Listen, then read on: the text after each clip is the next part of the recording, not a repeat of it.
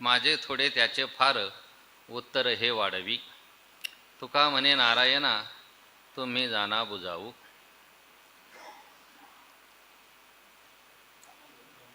अभंग क्रमांक किती?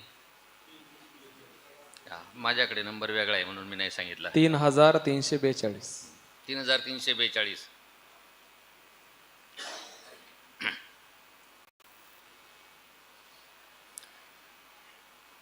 तुकोबाराय आपल्या मुलावर आईचं किती प्रेम आहे ते या अभंगाच्या द्वारा व्यक्त करतात.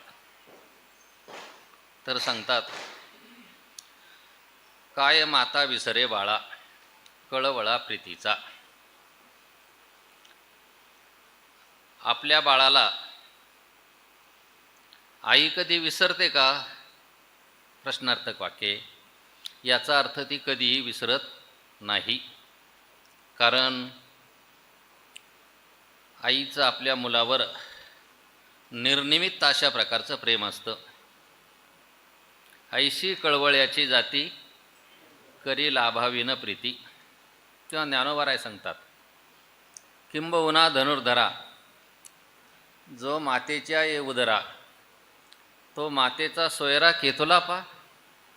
हे अर्जुना, जो आईच्या उदराला पासून जन्माला येतो तो आईला किती आवडतो. याचा अर्थ किती आवडतो हे काही सांगता येत नाही. आईला आपला मुलगा जितका आवडतो तितकाच आवडतो. त्याला कुठल्याही प्रकारची उपमा देता येत नाही. म्हणून तुकोबाराय सांगतात की आई आपल्या बाळाला कधीही विसरत नाही. का बरं विसरत नाही? तर त्याचं कारण सांगतात, कळवळा प्रीतीचा. तिच्या मनामध्ये आपल्या बाळाविषयी प्रेमाचा कळवळा असतो, जिव्हाळा असतो, अतिशय प्रेम असतं. आणि मग ते बालकसुद्धा काय करतं तर आवडीने गळा मिठी घाली आणि उठी बैसवी. घाली इथे थांबायचं. आवडीने गळा मिठी घाली. ते जर कुठं बाहेर गेलं, आता मुलंच ते लहान बाळच, त्याला काय एका जागेवर चैन देत नाही. माकड आणि लहान मूल सारखंच असतं. आणि मग ते बाहेर जर खेळायला गेलं आणि खेळून जर आलं तर काय करतं, अतिशय आवडीने अतिशय प्रेमाने आपल्या आईच्या गळ्याला काय करत असते, मिठी मारत असते. इतकंच नाही तर उठी बैसवी. आईला उठायला लावते आणि बसायला लावते. मला हे पाहिजे, मला ते पाहिजे, खाऊ पाहिजे, खेळणी पाहिजे. बसलेली असली तर उठायला लावतं आणि उठलेली असली तर बसायला लावतं. म्हणून सांगतात की उठी आणि बैसवी. लावू धावे मुखस्तना नये मना निराळे. आणि मग ते बालक आपलं जे मूक आहे ते मूक दूध पिण्यासाठी मोठ्या आतुरतेने त्या आईच्या स्तनाला काय करत असते, लावत असते. आणि मग नये मना निराळे. जर ती आई आपल्यापासून कुठं दूर गेली तर त्या बाळाच्या मनाला मात्र काय होत नाही, ते आवडत नाही, पटत नाही, योग्य वाटत नाही त्याला ते. आणि त्या बाळाला जर आपल्या आईनं खाऊ दिला तर ते काय करतं, भावंडाचे भाते दावी आणि आपुले लावी त्यासती. जे त्याचे दुसरी भावंड आहेत त्या भावंडाला ते काय करत असतं, दाखवत असतं, बघा मला आईने कसा खाऊ दिलेला आहे, खेळणी दिलेली आहे आणि मग तुमच्यापेक्षा जास्त दिलेला आहे.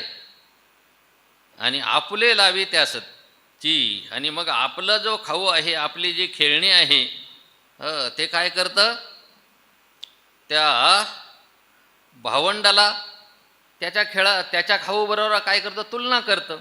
आणि त्याचा जास्त असलं तर तो आपल्याला घेतो आणि आपला कमी असलं तर त्याला देतो. नाहीतर कधी कधी काही मुलं अशी इबलीच असतात की आपलंही घेतात आणि त्याचाही घेतात.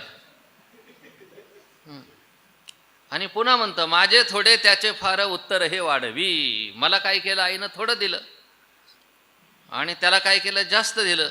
अशा प्रकारे उत्तर म्हणजे काय करत असतं, त्याच्याबरोबर कलह करत असतं, भांडण करत असतं. मग प्रेमाने आई काय करते, त्याची समजूत काढत असते. त्याप्रमाणे तुकोबाराय सांगतात, तुका म्हणे नारायणा तुम्ही जाना बुजावू. हे नारायणा, हे परमात्मन, मी सुद्धा तुमचं लहान बालक आहे आणि ते कसं आहे, अतिशय हट्टी अशा प्रकारचं बालक आहे आणि म्हणून तुम्ही बुजावू जाना. मला कशा प्रकारे समजवायचं आहे, माझी कशा प्रकारे समजूत काढायची, हे काय करू शकता, तर तुम्हीच जाणू शकता. पुढच्या अभंगामध्ये तुकोबाराय सांगतात, वचन ते नाही तोडीत शरीरा, भेदते अंतरा वज्रायसे, काही न सहावे काशाही कारणे, संदेह निदान देहबळी, नाही शब्दमुखी लागत तिखट, नाही जड होत पोट तेने. तुका म्हणे जरी गिळे अहंकार, तरी वसे घर नारायण. सुंदर अभंग आहे. तुकोबाराय सांगतात की वचन ते शरीरा तोडीत नाही. जर कोणी एखादं दुष्ट वचन बोललं, कोणी शिव्या दिल्या, कोणी कठोर बोललं, तर ज्याला बोललेलं आहे त्याच्या शरीराला मात्र ते काही तोडत नाही. तोडतं का? जसं कुऱ्हाड घेतली आणि ती कुऱ्हाड जर दुसऱ्यावर टाकली तर त्याला काय करते, तोडते. हात तोडते, पाय तोडते, सुरी असली तर जीभ तोडते. पण बोललेलं वचन मात्र शरीराला काय करत नाही, तोडीत नाही. पण जरी तोडीत नसलं तरी सुद्धा ते काय करतं, वज्रा ऐसे अंतरा भेदते. तर ज्याप्रमाणे वज्र काय करतं, भेदतं, त्याप्रमाणे ते अंतःकरणाचा काय करत असतं, भेद करत असतं. म्हणून मराठीमध्ये असं म्हटलं जातं की वज्राने केलेला घाव काय केला जातो, भरून येतो, पण शब्दाने केलेला जो घाव आहे तो कधीही भरून येत नाही. म्हणून त्याचं जे वचन आहे, त्याचं जे बोलणं आहे, ते वज्राप्रमाणे अंतःकरणाचा काय करत असतं, भेद करत असतं. म्हणून बोलताना माणसाने काय केलं पाहिजे, जपून बोललं पाहिजे. त्यासाठी मी कमी बोलण्याचा प्रयत्न करतो हल्ली. काही न सहावे काशाही कारणे, संदेह निदान देहबळी. काही न सहावे काशाही कारणे, काशाही कारणे काही न सहावे. मग ते जे बोलणं आहे हे काही शरीराला तोडत नाही. मग ते बोलणं माणसाला का बरं कोणत्याही गोष्टीमुळे सहन होत नाही? जर शरीराला तोडत असतं तर मग सहन करणं अवघड होतं. पण ते जे बोलणं आहे शरीराला तोडत नाही, मग ते कोणत्याही कारणाने का बरं सहन करवत नाही, असं जर विचाराल तर तुकोबाराय सांगतात, संदेह निधान देहबळी. संदेह, संदेह म्हणजे संशय, संदेह म्हणजे भ्रम. मग तो जो संशय आहे, तो जो भ्रम आहे, त्या भ्रमाचं निदान कोण, भ्रमाचं अधिष्ठान कोण, हा जो देह आहे, हा देह म्हणजे त्या देहाच्या ठिकाणी असणारा जो अहंकार, देहाच्या ठिकाणी असणारा तादात्म्य, त्या देहाच्या ठिकाणी असणारा जो अहमभाव आहे, तो अहमभाव हे त्याला कारण आहे. कशाला? दुसऱ्याने बोललेलं वचन सहन न करण्याला देहाच्या ठिकाणी असणारा जो अहमभाव आहे, तो अहमभाव कारण आहे. मग त्याच्यासाठी काय करावं, देहबळी. जर तो देह काय केला, बळी दिला. कोणाला बळी दिला? जर देवाला बळी दिला. बळी दिला म्हणजे काय केला, देवाला अर्पण. बळी दिला म्हणजे काय, जीव नाही द्यायचा. नाहीतर मग लोक म्हणतात तुका म्हणे बळी आणि जीव दिला पाया तळी. जीवच द्यायचा देवाच्या पायाजवळ जाऊन. जीव द्यायचा म्हणजे, देह द्यायचा म्हणजे देहाच्या ठिकाणी असणारा अहंकार, देहाच्या ठिकाणी असणारं तादात्म्य, त्याचा काय करायचा, बाध करायचा. देह तादात्म्य सोडून द्यायचं, देहाची आसक्ती सोडून द्यायची. कारण जो अहंकार आहे तो अहंकार अतिशय वाईट आहे. म्हणून तो देहाचा अहंकार देवाला काय करावा? अर्पण करावा. आणि देवाला जर अर्पण केलं तर काय होईल? सर्वच्या सर्व कोणीही काहीही बोललेलं आपोआप काय होईल? तर सहन होत असतं. नाही शब्दमुखी लागत तिखट, नाही जड होतं पोटतेने. आता कोणी जर बोललं, कठीण बोललं, वाईट बोललं, कोणी शिव्या दिल्या, तर तो जो शब्द आहे तो शब्द त्याच्या मुखाला तिखट लागत नाही. बोलताना काय तिखट लागतो का?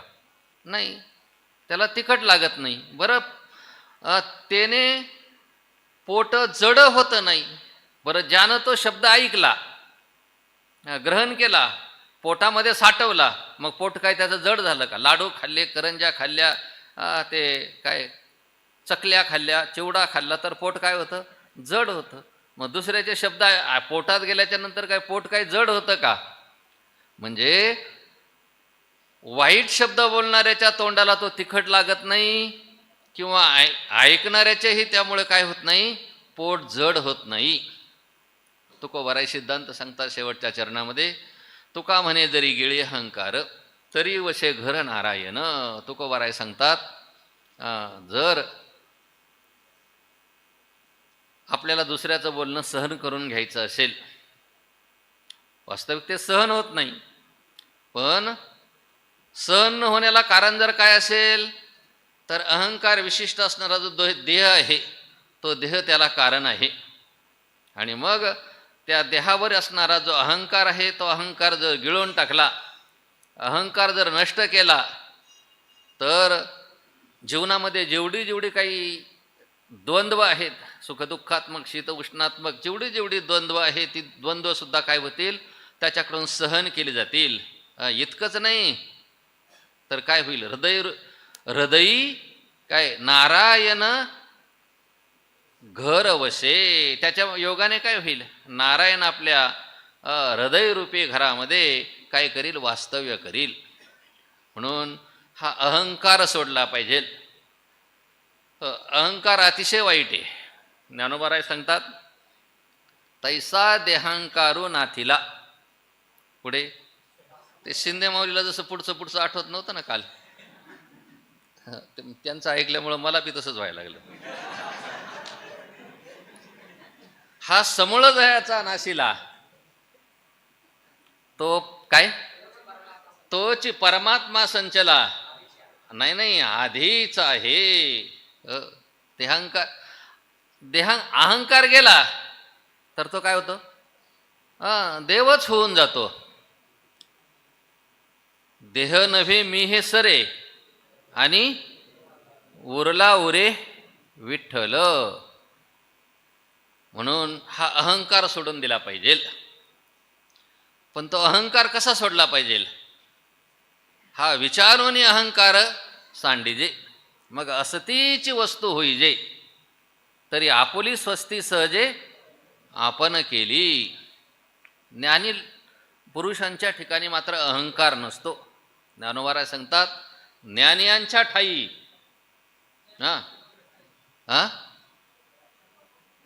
याची मातुही किर नाही, देहभाव जीही स्ववश केले. देहाच्या ठिकाणी असणार जो अहंकार आहे, ज्यानं आपल्या ताब्यामध्ये ठेवलेला आहे, देहांकार घालवलेला आहे, त्याच्या देहरूपी घरामध्ये म्हणजे अंतःकरणामध्ये परमात्मा येऊन काय करत असतो? तर वास करत असतो. पुढे सांगतात, मायेचा मारिला अंगी नाही घाव, दुःखे तरी लव देशधडी, न लगे हा काळ न सुटे हातीचा, न बोलवे वाचा वेडावली, न पवे धावने न पेवेची लाग, न लगेची माग धरावया, भेन तरी अंगा लावियल्या राखा, तरी त्याशी वाखा करीतसे, तुका म्हणे हाका मारून दे देवा, लोकापाटी हेवा लागलेसे. मायेचा मारिला अंगे नाही घाव. मायेने मारलेले आहेत. कोणाला मारले? सर्वांनाच मारले मायेने. पण सर्वांना जरी मायेनं मारलेलं असलं तरी सुद्धा अंगी घाव नाही. कोणाच्याही अंगावर मात्र मारल्याचा घाव मात्र दिसत नाही. पण असं जरी असलं, वरून जरी घाव दिसत नसला तरी सुद्धा त्या दुःखे तरी लव धडधडी, त्या मायेच्या घावाच्या दुःखाने त्या माणसाचे लव म्हणजे शरीरावर असणारे केस ना केस काय होत असतो, धडधडी. धडधडी म्हणजे धडधडून पेटतो, जळून जात असतो, होरपळून जात असतो. आणि मग ही जी माया आहे, ही माया कशी आहे म्हणतात, न लगे हा काळ न सुटे हातीचा, न बोलवे वाचा वेडावली. न लगे हा काळ म्हणजे ही माया नष्ट करून टाकली पाहिजे, नाहीशी केली पाहिजे, नसलेलीच नाहीशी करायची. आणि मग ही माया नष्ट होण्याचा मात्र काय होत नाही, काळ येत नाही, किती प्रयत्न केला तरी सुद्धा. आणि न सुटे हातीचा, मनुष्य मायेच्या तावडीमध्ये सापडलेला आहे, मायेच्या हातामध्ये सापडलेला आहे. आणि त्या मायेच्या हातातून, त्या मायेच्या तावडीतून मात्र तो काय होत नाही, कधीही सुटत नाही. मग ही माया कशी आहे तर न बोलवे, आणि बोलायला गेलं तर वाचा वेडावली. ही माया कशी आहे काही सांगता येत नाही. का सांगता येत नाही तर तिला सतही म्हणता येत नाही, तिला असतही म्हणता येत नाही, सत सत सत आणि असतही म्हणता येत नाही, तर ती सदसत विलक्षण अनिर्वचनीय आहे. अशा प्रकारची ही माया आहे. हिच्या संबंधाने काही बोलता येत नाही. त्या मायेचं वर्णन करताना जगद्गुरु शंकराचार्य सांगतात, अव्यक्त नामनी परमेश शक्ती ही, पुढे अनाद्य विद्या त्रिगुणात्मिका परा, कार्यानुमेवा सुदियैव माया, यया जगत सर्वमिदं प्रसूयते. अव्यक्त नावाची परा शक्ती असलेली परमात्म्याची शक्ती 3 गुणांनी युक्त आहे. कार्यावरून तिचं काय करता येतं, अनुमान करता येतं. संपूर्ण जगाची उत्पत्ती काय केलेली आहे, तिनं केलेली आहे. आणि पुढे त्यांनी सांगितलेले ही माया कशी आहे तर ते सांगतात की सन्नाप्य सन्नाप्यो भयात्मिकानो, पुढे भिन्नाप्य भिन्नाप्यो भयात्मिकानो, सांगाप्य नंगा ह्युभयात्मिकानो, महाद्भुता निर्वचनीय रूपा. म्हणजे माया सतही नाही, मग असत म्हणा तर नाही म्हणतात, ती असतही नाही, मग सत नाही असत नाही, मग सत असत म्हणा तर ते सांगतात न उभयात्मिका, सत असत सुद्धा नाही. ती ब्रह्माहून भिन्नही नाही, ती ब्रह्माहून अभिन्नही नाही, आणि उभयरूप सुद्धा नाही. मग तिला काही रूप आहे का, तिला काही अंग आहे का, नाही. ती अंगरहितही नाही आणि अंग सहितही नाही, आणि उभयरूप सुद्धा नाही. ही महाअद्भुत अशा प्रकारची अनिर्वचनीय रूप अशा प्रकारची ही माया आहे. या मायेच्या संबंधाने भागवतामध्ये फार सुंदर वर्णन केले. जनक राजाने त्या नवयोगेश्वरांना पैकी एक अंतरिक्ष नावाचा जो योगेश्वर आहे त्यांना प्रश्न विचारला मायेच्या संबंधाने. त्यावेळेला सर्व सांगत नाही मी प्रकरण तुम्हाला. त्या अंतरिक्षाने उत्तर दिलं. काय उत्तर दिलं, अंतरिक्ष म्हणे राया, तुवा पुशली हरीची माया, तो प्रश्नची गेला वाया. न लगे काय बोलणे नये आया बोलक्याचे. बाबा तो हरीची माया विचारली पण तुझा प्रश्न चुकीचा आहे म्हटले. ज्याप्रमाणे वंद्यापुत्राचा जन्म कधी झाला म्हटले, सांगता येईल का त्याचा जन्मकाळ, नाही सांगता येणार. त्याप्रमाणे ही जी नाथमारा सांगतात, ऐशी मिथ्या मूळ माया वाढिली दिसे राया, ते कैसेनी आया सांगावया अनिरूप्य.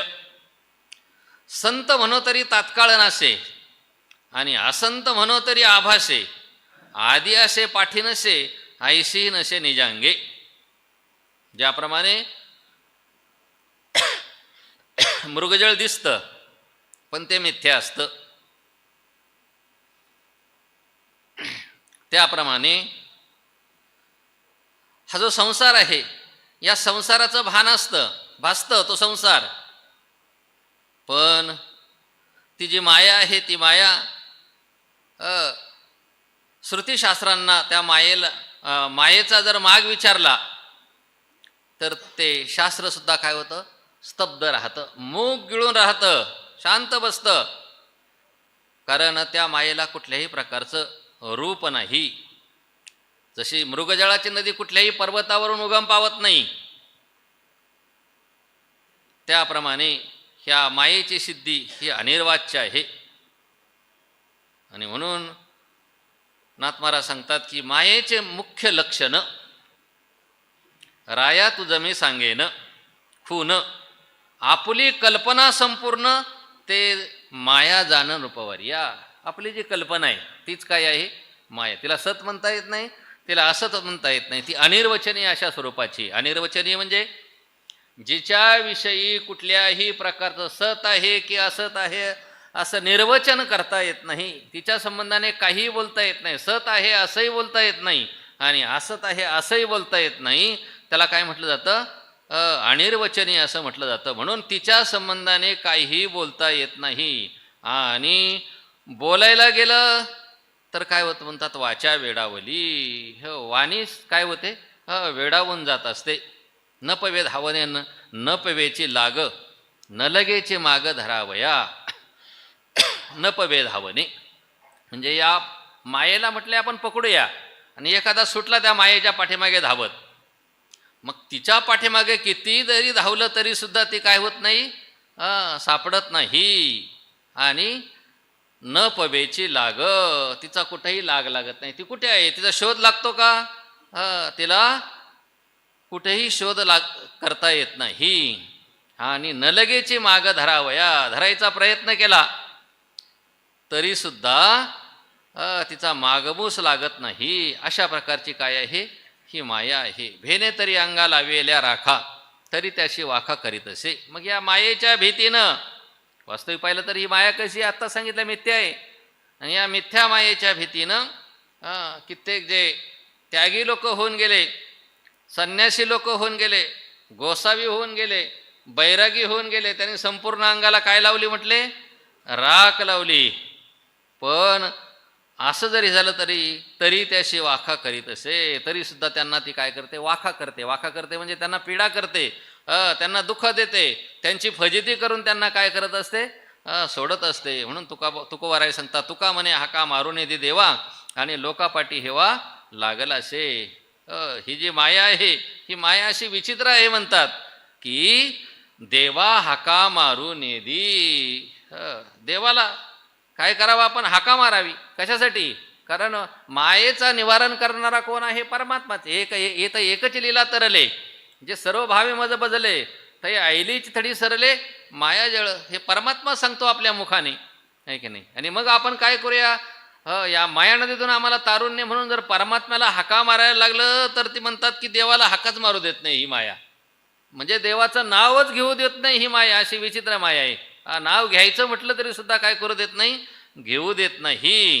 कारण अनेक विघ्न निर्माण करते. लोकांना नाव देवाचं नामस्मरण करण्यासाठी सुद्धा वेळ मिळू देत नाही, सवड मिळू देत नाही. सारखे दुसऱ्या कामामध्ये काय करत असते, गुंतवून ठेवत असते. आणि लोकापाठी हेवा लागल असे, तर लोकांच्या पाठीमागे काय लागलाय म्हणतात, हेवा म्हणजे लोकांच्या पाठीमागे आसक्ती लागली. कोणाला स्त्रीची आसक्ती, कोणाला पुत्राची आसक्ती, कोणाला धनाची आसक्ती, कोणाला सत्तेची आसक्ती, आणि सर्वांना देहाची आसक्ती आहे. सर्वांच्या पाठीमागे काय करत लावते, आसक्ती करून ठेवत असते. आणि पुढे आता जीवाचं स्वरूप सांगतात. कसा आहे हा जीव, पण उदाहरणाच्या द्वारा सांगतात. ढाल तरवारे गुंतले हे कर, म्हणे मी झुंजार कैसा झुंजो, पोटी पडदाळे शिले टोपवजे, हे तो झाले दुजे मरण मूळ. बैसविले मला येणे आश्वावरी, धावू पडी तरी कैसा आता. असोनी उपाय म्हणे हे अपाय, म्हणे हाय काय करू. तुका म्हणे हा तो स्वय परब्रह्म, आणि मूर्ख नेने वर्म संत चरण.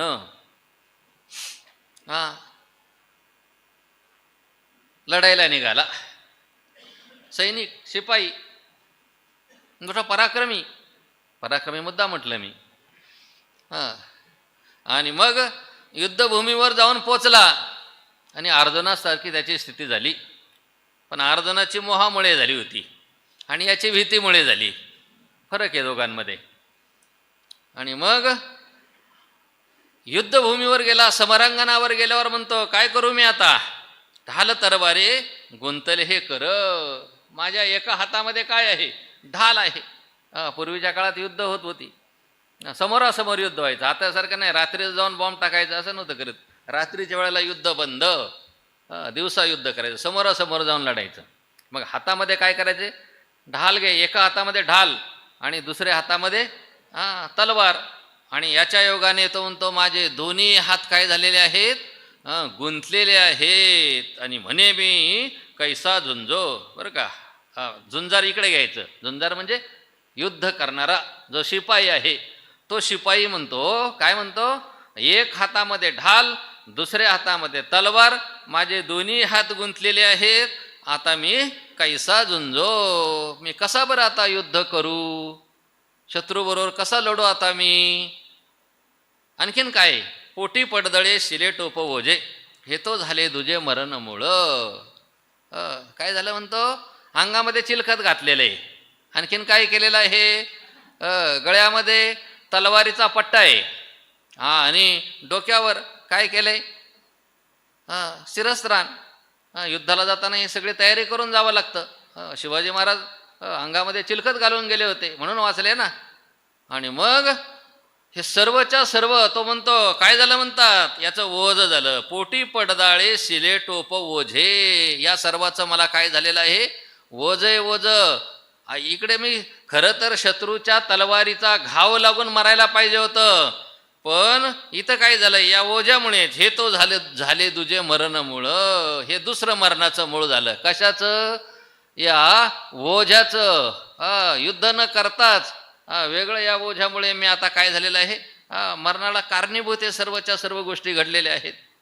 आणि आणखीन काय केलं म्हणतात, वैसवेले मला येणे अश्वावरी आणि धावपळी तरी कैसा आता. आणि त्याच्यामध्ये पुन्हा काय केलं म्हणतात, जो सेनापती आहे त्या सेनापतीनं मला काय केलं, येणे मला अश्वावरी वैसविले. पुन्हा काय केलं, घोड्यावर बसवलं. लग्नासाठी नाही बरं का, तिथं आनंदाने बसतात आणि आयुष्यभर काय करतात, दुःख भोगतात.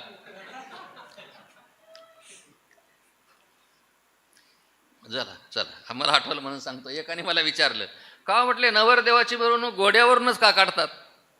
आता काय मला विचारायला पाहिजे का हा प्रश्न.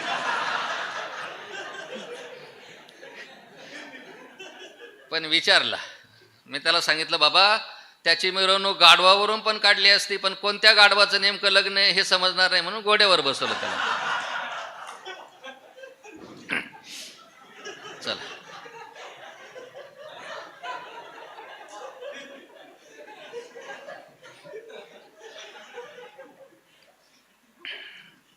सेनापतीनं मला काय केलेलं आहे, घोड्यावर बसवलेलं आहे. मग धावू कसा, आता मी धावू. मग आता बरं या शत्रूच्या पाठीमागे जायचे, मग कसा बरं मी धावू. बरं कदाचित शत्रू जर समोरून वार करायला लागल्या माझ्यावरती, पळून जायचं जर ठरलं तर कसं पळू.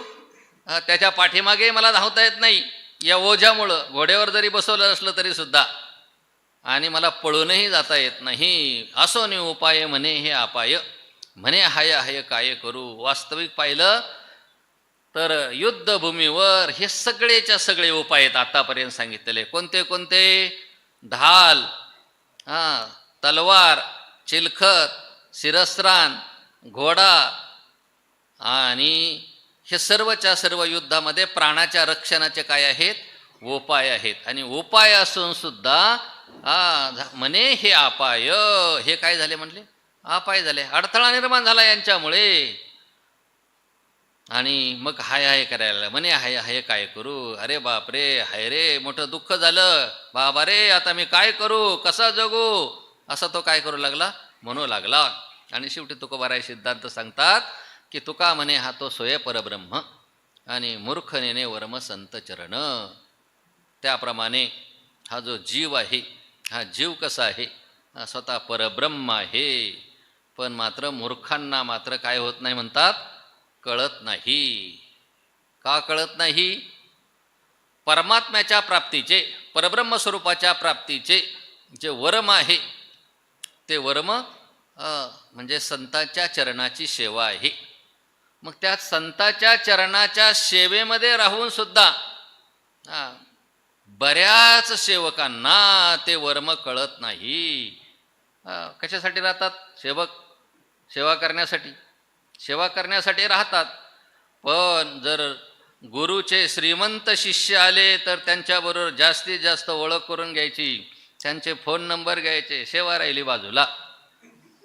म्हणून कित्येकांना संतांच्या चरणाच्या सेवेत राहून सुद्धा ह्या गोष्टी कळत नाहीत. वास्तविक पाहिलं तर हे सगळे उपाय आहे. संतांच्या चरणाची सेवा हा काय उपाय, पण उपायच त्याला काय व्हायला लागतो, अपाय वाटायला लागतो. अपाय. वास्तविक पाहिलं तर जीव कोण आहे?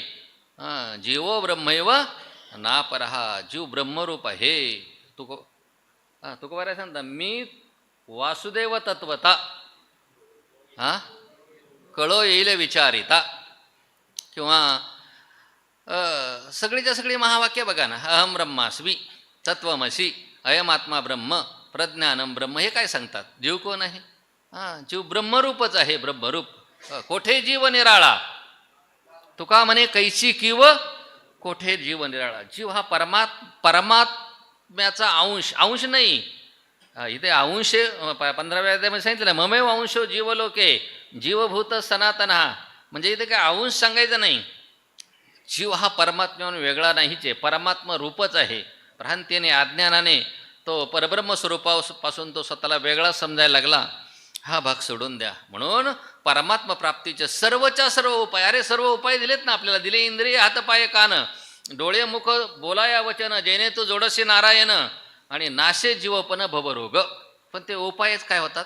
पाठीमागच्या योद्ध्यासारखे त्याला काय होत असतात, अपाय वाटत असतात. काय करू न करी धंदा, चित्त गोविंदा तुझे पायी.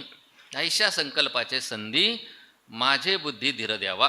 कुटुंबाचा तुम्हा भार, मज व्यवहारा निमित्त. तुका म्हणे करिता काम, हृदयी नाम धरीन.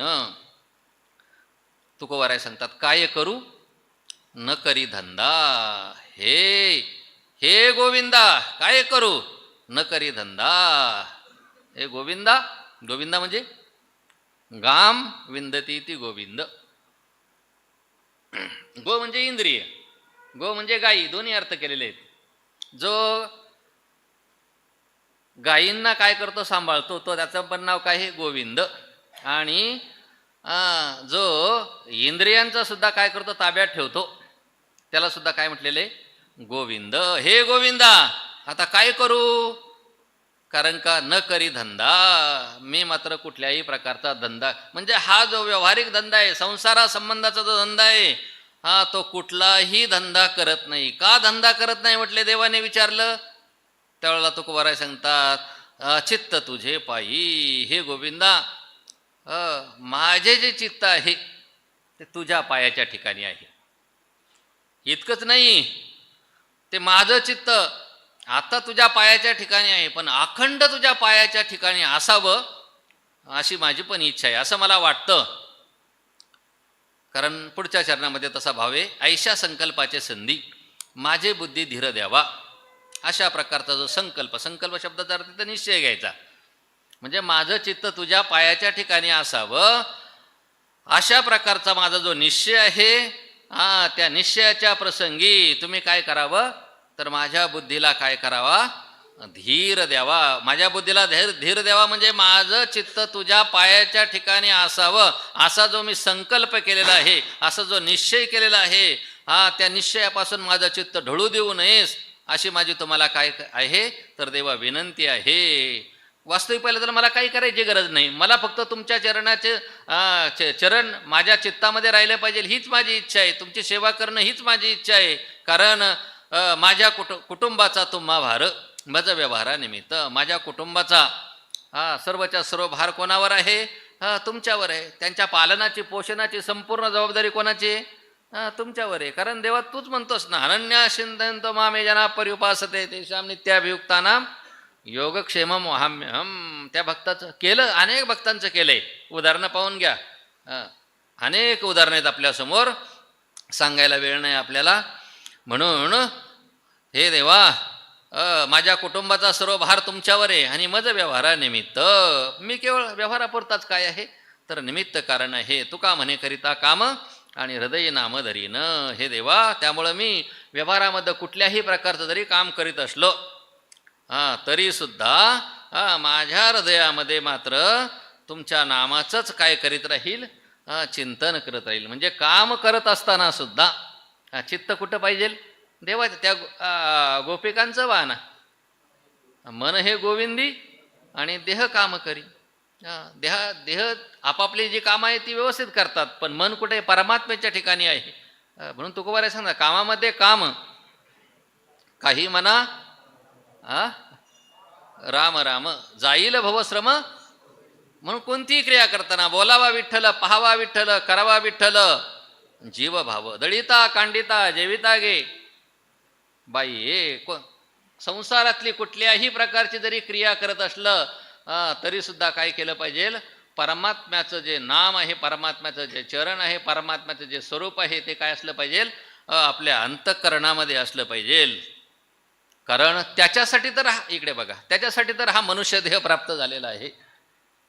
ते सांगतात पुढच्या अभंगामध्ये, येवोनी नरदेहा विचारावे सार, धरावा पै धीर भजन मार्गी, चंचल चित्ताशी ठेवोनी या ठाई, संताची या पायी लीन व्हावे, भावाच्या पै हाते धरावा निश्चय, तेने भाऊ हे देशधडी, नामा परते जगी साधन सोपे नाही, आवडणे गायी सर्व काळ, तुका म्हणे वंशधन्य त्या नराचा, ऐशा निश्चयाचा मेरू झाला. अतिशय सुंदर अभंगे तुकोबाराय सांगतात, नरदेहा येऊनी विचारावे सार.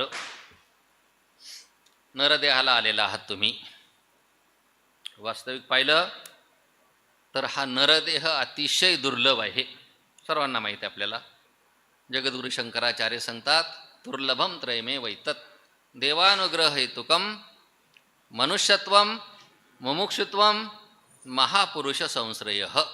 नरदेह अतिशय दुर्लभ आहे. किंवा भागवतामध्ये म्हटले, दुर्लभो मानुषो देहो देहिनाम शनभंगुर तत्रापि दुर्लभम मन्ये वैकुंठ प्रिय दर्शनम. नाथ महाराज सांगतात, सकळ देहा माझी पाहावो अति दुर्लभ मनुष्य देह, आणि त्याच्या प्राप्तीचा संभवो तो अभिप्रावो अति दुर्गम. नरदेह प्राप्त होण्याचा जो उपाय आहे तो अतिशय दुर्गम आहे. कसा आहे म्हणतात?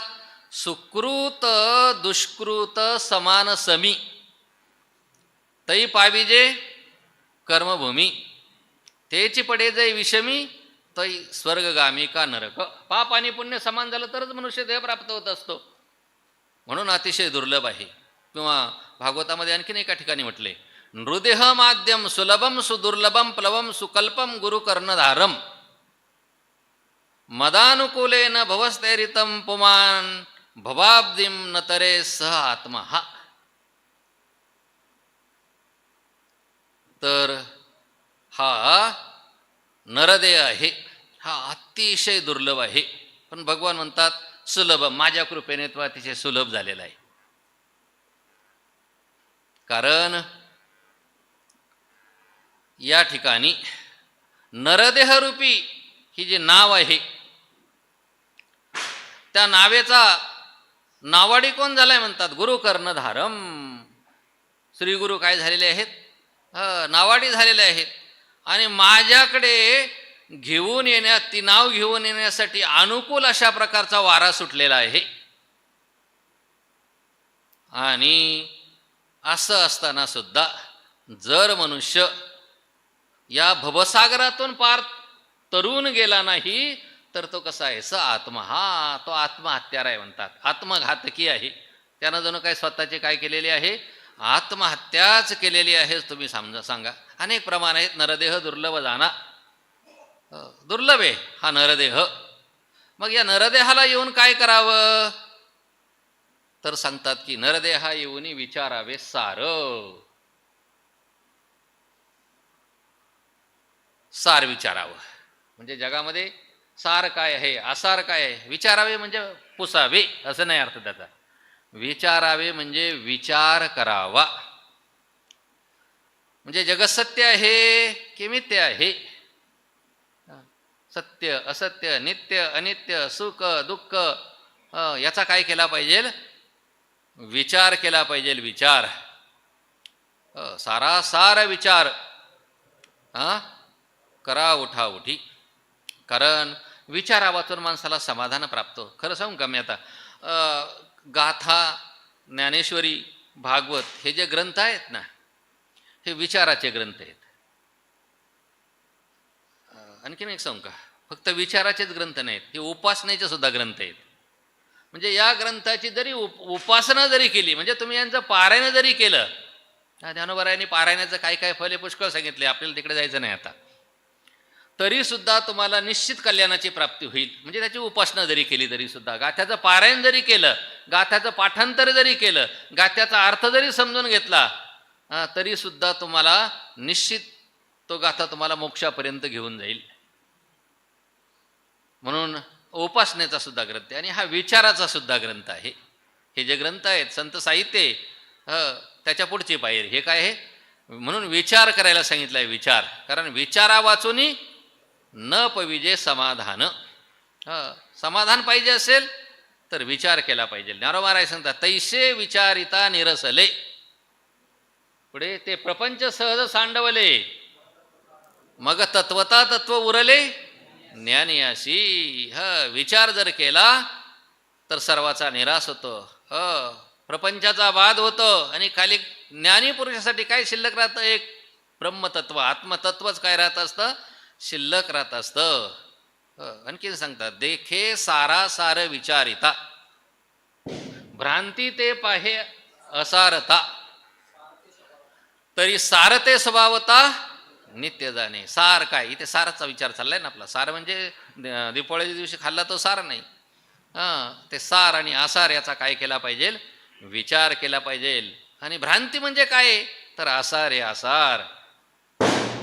म्हणून देह तादात्म्य जर सोडायचं असेल, देहावरचा अहंकार सोडायचा असेल, तर त्यासाठी विचार. तैसा काय, हा विचारून अहंकार सांडिजे, तरी असतीची वस्तू होईजे, मग आपुलीच स्वस्ती सहजे आपण केली.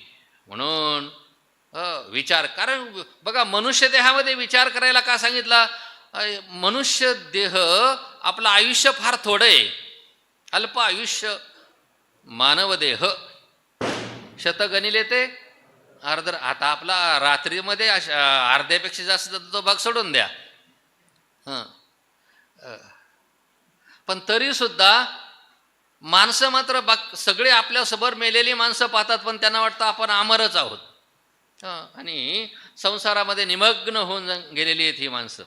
एकदा काय झालं तर गोष्ट सांगतो मी तुम्हाला.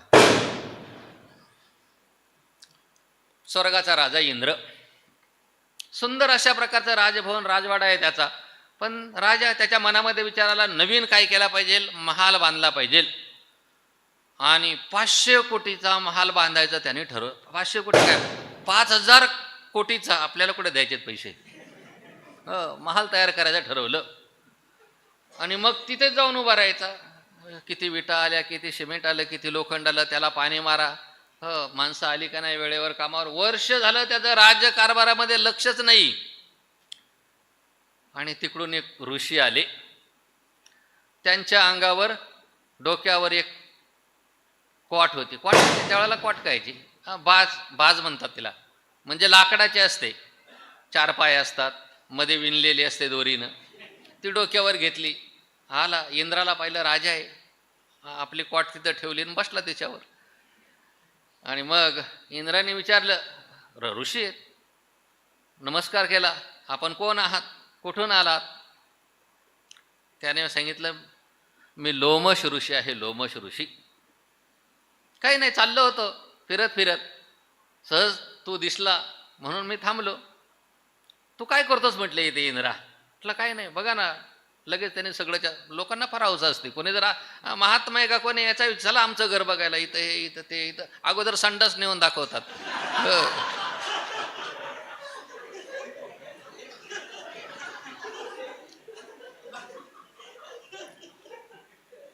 सगळं फिरून दाखवलं. कसं काय वाटलं? बरं जाऊ द्या म्हटला.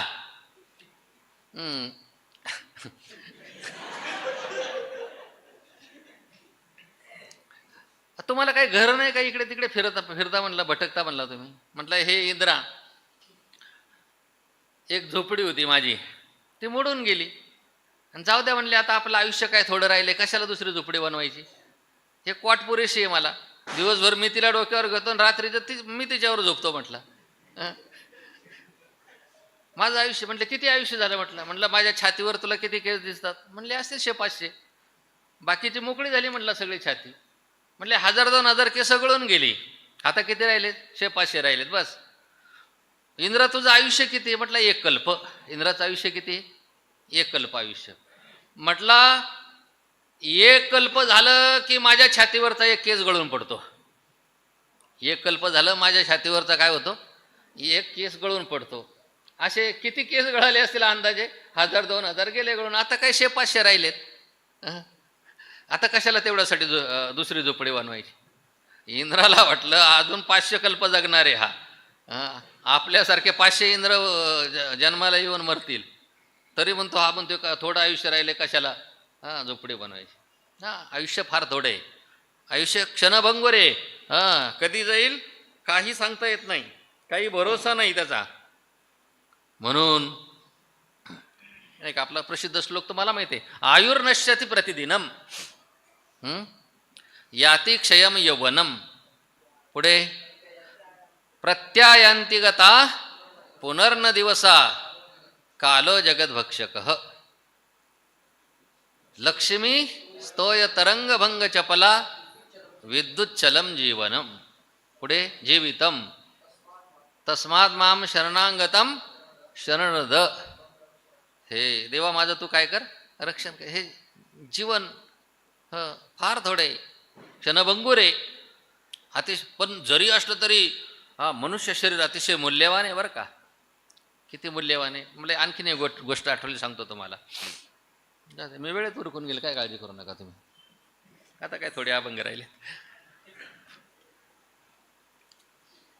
एक शेतकरी होता. चांगलं शेत तरावर आलं, पाऊस चांगला झाला होता, पीक चांगलं आलं, त्याला कणसं पण लागली. पण त्या शेतावर, त्या कणसावर पक्षी येऊन बसायचे. मग दररोज हा त्या शेताचं राखण करायसाठी जायचा. त्या शेतामध्ये माळा बनवला, त्याच्यावर जाऊन बसायचा. गोफणीनं काय करायचं, पक्ष्यांना हाकलून लावायचा. पण घरून जातानाच काय करायचं, चांगले चांगले दगड घेऊन जायचा. एक दिवस घाईघाईनं त्याने बघितलं की पक्षी बसलेले, तसाच धावत गेला, दगड आणायचा विसरून गेला. नदीच्या काठावर शेत होतं. गेला नदीच्या काठावर. तिथं त्याला दगडाने भरलेली गोणी दिसली, पण रंगीत दगड होते, पिवळी पिवळी धबक. त्याला वाटलं वाह काय सुंदर गोल गोल दगड आहेत, पक्ष्यांना मारायला हाकलायला चांगले आहेत. आणि मग त्यानं ती पिशवी उचलली, गेला घेऊन आणि पक्ष्यांना मारायला लागला. एक एक दगड मारला की तो काय करायचा, नदी खोल होती, त्या नदीच्या डोहामध्ये जाऊन पडायचा. पक्ष्यांना हुसकून लावायचा. त्याला फार आनंद वाटायचा. वा पक्षी काय झाले, पळून गेले. कसा आवाज येतो गोफणीचा. आणि शेवटी 2-4 दगड शिल्लक राहिले. सगळे दगड संपून गेले 2-3 दिवसामध्ये. आणि एक दिवस एक दगड मारला, तो काही नदीत पडला नाही, रस्त्यावर पडला. तिकडून एक मनुष्य येत होता. त्यानं तो दगड उचलून बघितला. अरे हा तर अतिशय मूल्यवान अशा प्रकारचा हिरा आहे. गेला त्या माणसाकडं. म्हणलं बाबा हे दगड तुला कुठं मिळाले? म्हणला नदीच्या काठावर. किती आहेत? म्हणलं आता 4 शिल्लक राहिलेत. किती होते? म्हणला गोणीवर होते. सगळे गेले. म्हणला लय पक्षी हाकायचं काय केलं, काम केलं. अरे म्हटलं तुला माहीत नाही हा दगड फार मूल्यवान आहे. गेला जवेरी बाजारामध्ये, सोन्या चांदीच्या दुकानामध्ये. दुकानदाराला विचारलं, म्हणलं याची काय किंमत आहे? म्हणलं असेल एकाचे 1,00,000-1.25 लाख रुपये तरी असेल, कमीत कमी, कदाचित जास्त पण असेल. त्या शेतकऱ्याला 4 लाख रुपये दिले. खुश झाला, आनंद वाटला त्याला. शेतकऱ्याचं सोडून द्या, मी आपलं सांगतोय. आपलं जे जीवन आहे ते म्हणजे दगडाची मोठी पिशवी आहे. मूल्यवान रत्नाची, दगडाची नाही बरं का, मूल्यवान रत्नाची पिशवी आहे. त्याच्यामध्ये क्षणरूपी हिरे भरलेले आहेत. पण अज्ञानी लोकांना त्याचं मूल्य समजत नाही. ज्याप्रमाणे तो शेतकरी त्या दगडांचं मूल्य समजत नव्हता. चिमण्यांना हुसकावून लावण्यात बस याचा आपलं दगडांचं किंमत काय झाली, वसूल झाली, असं काय करत होता तो समजत होता. त्याप्रमाणे मनुष्य आपल्या जीवन क्षणाची जी सफलता आहे, घर दार संसार सांभाळण्यामध्ये विषय मार्गामध्ये निर्माण होणारी जी विघ्न आहेत त्या विघ्नांना दूर करण्यातच आपल्या जीवनाचे काय करतो सफल समजतो. वास्तविक पाहिलं जीवन हे भोगासाठी नाही. भोग तर काय करतात पशुसुद्धा भोगतात. पशुचं जीवन भोगासाठी पर्याप्त आहे. एका ठिकाणी असं म्हटलंय पशवा किम न जीवंती जनयंती किम न सुतान न किम खादंती मेहंती विशेष तत्र किम न रे. अरे बाबा हे पशु काय जगत नाहीत, आपला वंश काय चालवित नाहीत, खातपीत नाहीत, झोपत नाहीत. मग पशुच्या ठिकाणी पशुच्या बाबतीमध्ये मनुष्याच्या बाबतीमध्ये काय विशेषता आहे तर मनुष्याच्या बाबतीमध्ये हीच विशेषता आहे की तो काय करू शकतो देवाचं भजन करू शकतो. म्हणून तुकोबाराय सांगतात की नरदेहाला येऊन माणसानं काय केला पाहिजे विचार केला पाहिजे आणि धरावा पै धीर भजन मार्गी. तर भजन म्हणजे भक्ती. भक्ती शब्दाचा अर्थ केला स्वामी अखंडानंद स्वामी असं म्हणतात भजनम भक्ती ही. भजन म्हणजे भक्ती, भक्ती म्हणजे भजन. म्हणून भजन मार्गामध्ये भक्ती करण्यामध्ये भक्ती मार्गाने जाण्याचा काय केला पाहिजे तर निश्चय केला पाहिजे. आणि काय केलं पाहिजे म्हणतात त्यासाठी तर चंचल चित्ताशी ठेवून या ठाई संताची पायी लीन व्हावे. हे चित्त अतिशय चंचल आहे. त्या चित्ताला परमात्म्याच्या ठिकाणी श्रीहरीच्या ठिकाणी काय करावं स्थिर करावं आणि संताच्या चरणाच्या ठिकाणी त्यानं काय व्हावं नम्र व्हावं. आता चित्त किती चंचल आहे अनेक जणांनी सांगितलं असेल, मी काही त्याचा जास्त उहापोह करत नाही. एकच गोष्ट सांगून पुढे जातो. हे चित्त अतिशय चंचल आहे आणि या चंचल चित्ताला भगवान सांगतात ना अर्जुना किर चपळ. याचा स्वभाव चपळची किर खरोखर त्याचा स्वभाव कसा आहे अर्जुना चपळच आहे.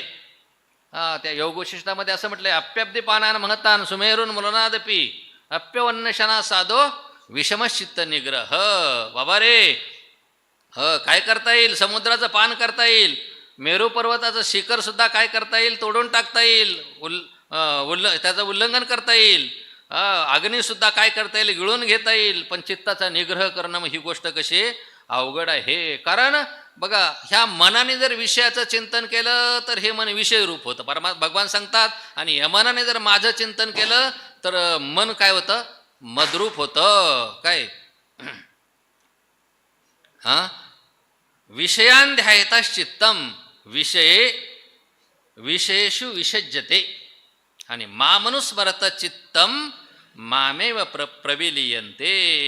म्हणून ह्या मनाची एक गोष्ट फार चांगली ज्ञानोबाराय सांगतात या मनाचे एक अनिके जे देखील या गोडीच्या ठाया सोके म्हणून अनुभव सुखची कौतुके दावीत जाईजे. म्हणून तुकोबाराय या ठिकाणी सांगतात की चंचल चित्ताला हरीच्या ठिकाणी काय करावं स्थिर करावं आणि संताच्या चरणाच्या ठिकाणी काय व्हावं तर नम्र व्हावं. आणि पुढे सांगतात भावाच्या पह्याते धरावा निश्चय आणि तेने भयभव देशोदडी.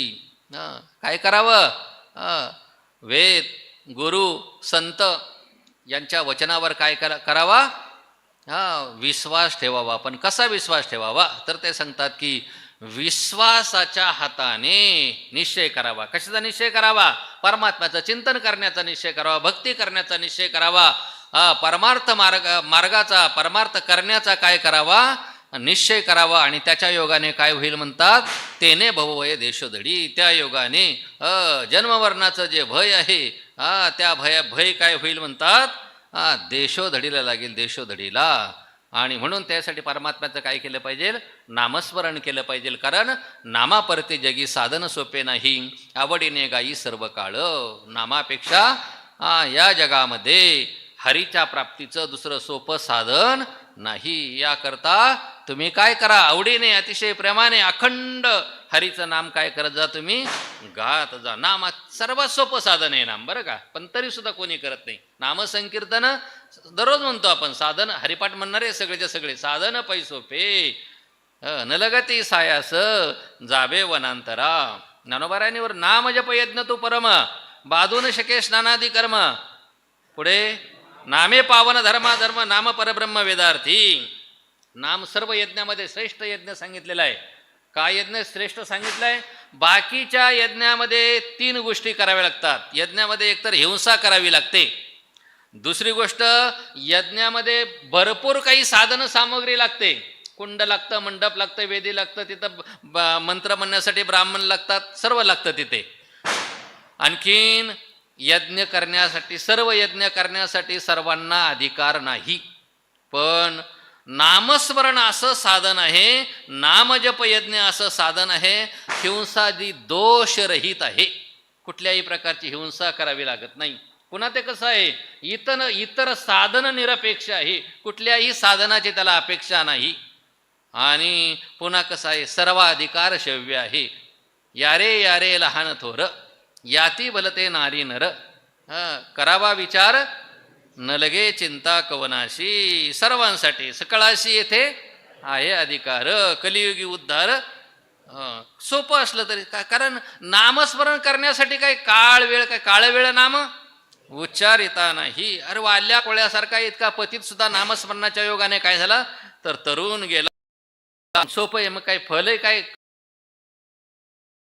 फल प्राप्त करून देणार आहे. म्हणून भगवान सांगतात नामस्मरण काय करा, तू नामस्मरण घे, पण कसं, एक शब्द टाकलाय तिथे मुद्दाम, आवडीने गाई, अतिशय आवडीने प्रेमाने अखंड हरिनाम घे. तुकोबाराय सांगतात की तुका म्हणे वंश धन्य त्या नराचा, ऐशा निश्चयाचा मेरू झाला. की तुकाराम महाराज म्हणतात की या मनुष्य देहामध्ये येऊन एखादा म्हणेल मी काय करील, परमार्थ करेन, अशा प्रकारच्या निश्चयाचा जो मेरू पर्वत झालेला आहे, त्या मनुष्याचा वंश कसा आहे तर धन्य धन्य आहे. बीज जाळवणी केलेला ही आम्हा जन्मवरण नाही. आकाराशी कैसा ठाव देव प्रत्यक्ष झाला, देव साकरेचा नो हे उसा आम्हा कैसा गर्भवास. तुका म्हणे अवघा जोग सर्वा घटी पांडुरंग. बीज जाळवणं केलेला ही आम्हा जन्मवरण. ज्याप्रमाणे बीज जाळवून टाकलं आणि एकदा का त्याची लाही झाली का, त्या बीजाला ज्याप्रमाणे अंकुर फुटत नाही, त्याप्रमाणे ज्ञानाग्नीच्या योगाने आम्ही कर्म काय केलेली सगळी जाळून टाकलेली आहेत, ज्ञानाग्नी दग्ध कर्मानी. आणि त्यामुळे आम्हाला आता काय नाही, पुन्हा जन्मही नाही, आणि आम्हाला काही नाही जन्म नाही, म्हणून मरण नाही. ज्याला जन्म आहे त्याला मरण, उपजेते नासे आणि नाशिले ते पुनरपी दिशे. जन्म आला की षडविकार त्याच्या पाठीमागे लागलेत. म्हणून आम्हाला मात्र आता जन्मही नाही आणि मरण नाही. तुकोबाराय सांगतात आकाराशी कैसा ठाव देव प्रत्यक्ष झाला देव. आमची अविद्या कार्यासहित संपूर्ण अविद्या, अज्ञान काय झालेले नष्ट झालेलं आहे. आणि नष्ट झालेले असल्यामुळे हा जगदरूपी जो आकार आहे, त्या आकाराला कुठल्याही प्रकारचं स्थान आमच्या जीवनामध्ये शिल्लक राहिलेलं नाही. आणि आमचा देहसुद्धा काय झाला म्हणतात प्रत्यक्ष देव झाला. देव झाला म्हणजे देव होत नाही बरं का. देव झाला म्हणजे देह हा कल्पित आहे, देह हा मिथ्या आहे. आणि तुम्हाला वेदांत सिद्धांत माहिती आहे, मिथ्या पदार्थ हा अधिष्ठान रूपच असतो. अधिष्ठानाहून भिन्न त्याला काय नसते सत्ता. रज्जूवर तुम्हाला सर्प दिसला, सर्पाची निवृत्ती झाली, सर्प गेला कुठं, रज्जू रूपच झाला तो. त्याप्रमाणे देह का बाधित झाला म्हणजे देह काय झाला, तुकोबाराय सांगतात की देह प्रत्यक्ष झाला देव. म्हणून आमचा देह सुद्धा प्रत्यक्ष काय झालेला आहे, देव झाले. साखरेचा नो हे उस आम्हा कैसा गर्भवास. साखरेपासून काय केला, ऊसापासून साखर केली, साखरेपासून नाही ऊस केला. ऊसापासून साखर केली तर त्या साखरेचा पुन्हा ऊस तयार करता येतो का, ऊस तयार करता येईल साखर आटून. हा ऊस आहे पण तो साखरेचाच राहील, तो काही ऊसासारखा ऊस दिसणार नाही. म्हणून ज्याप्रमाणे साखरेचा पुन्हा ऊस होत नाही, त्याप्रमाणे तुकोबाराय सांगतात आम्हा कैसा गर्भवास. आम्ही आता मुक्त झालो. अविद्येचं बंधन आमचं काय झालेलं आहे, संपलेलं आहे. क्षेंते चाष्य कर्माणी तस्मिन दृष्टे परा भिद्यते हृदय ग्रंथी छिद्यंते सर्व संशया. क्षेंते चाष्य कर्माणी तस्मिन दृष्टे परावरे.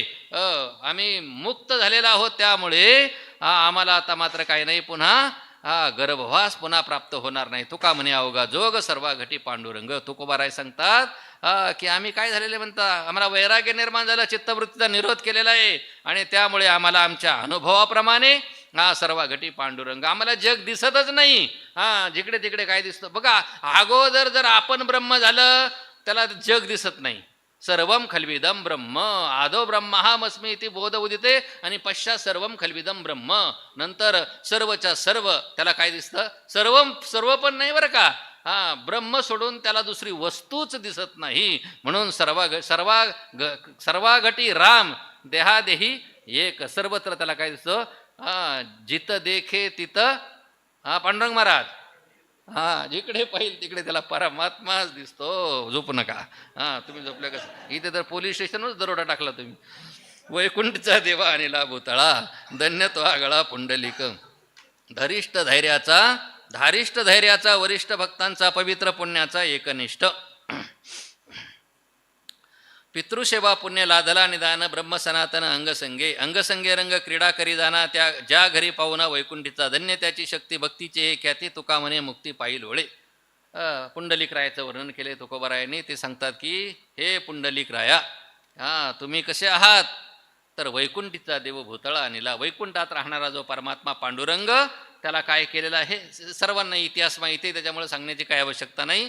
तुम्ही काय केलेला या भूतलावर आणलेला आहे. म्हणून तो पुंडलिक धन्य. तो पुंडलिक कसा आहे, धन्य आहे, सर्वात श्रेष्ठ आहे, सर्वहून आगळा वेगळा आहे. पुन्हा कष्ट आहे, धारिष्ठ धैर्याचा वरिष्ठ भक्ताचा. तो कसा आहे, मोठा धैर्यवान आहे, साहसी आहे, सर्व भक्तामध्ये श्रेष्ठ आहे. आणि पवित्र पुण्याचा एकनिष्ठ, अतिशय पवित्र आहे, पुण्यवान आहे. आणि पांडुरंग परमात्म्याची भक्ती करणारा एकनिष्ठ अशा प्रकारचा तो कसा आहे, तर सेवक आहे. पितृसेवा पुण्य लादला निधान ब्रह्म सनातन अंगसंगे. पितृसेवा पुण्य म्हणजे इथं फक्त पितृच घ्यायचं नाही, पितृसेवा पुण्य. आईच्या आणि वडिलांच्या सेवेच्या पुण्याने काय झालं म्हणतात, निधान.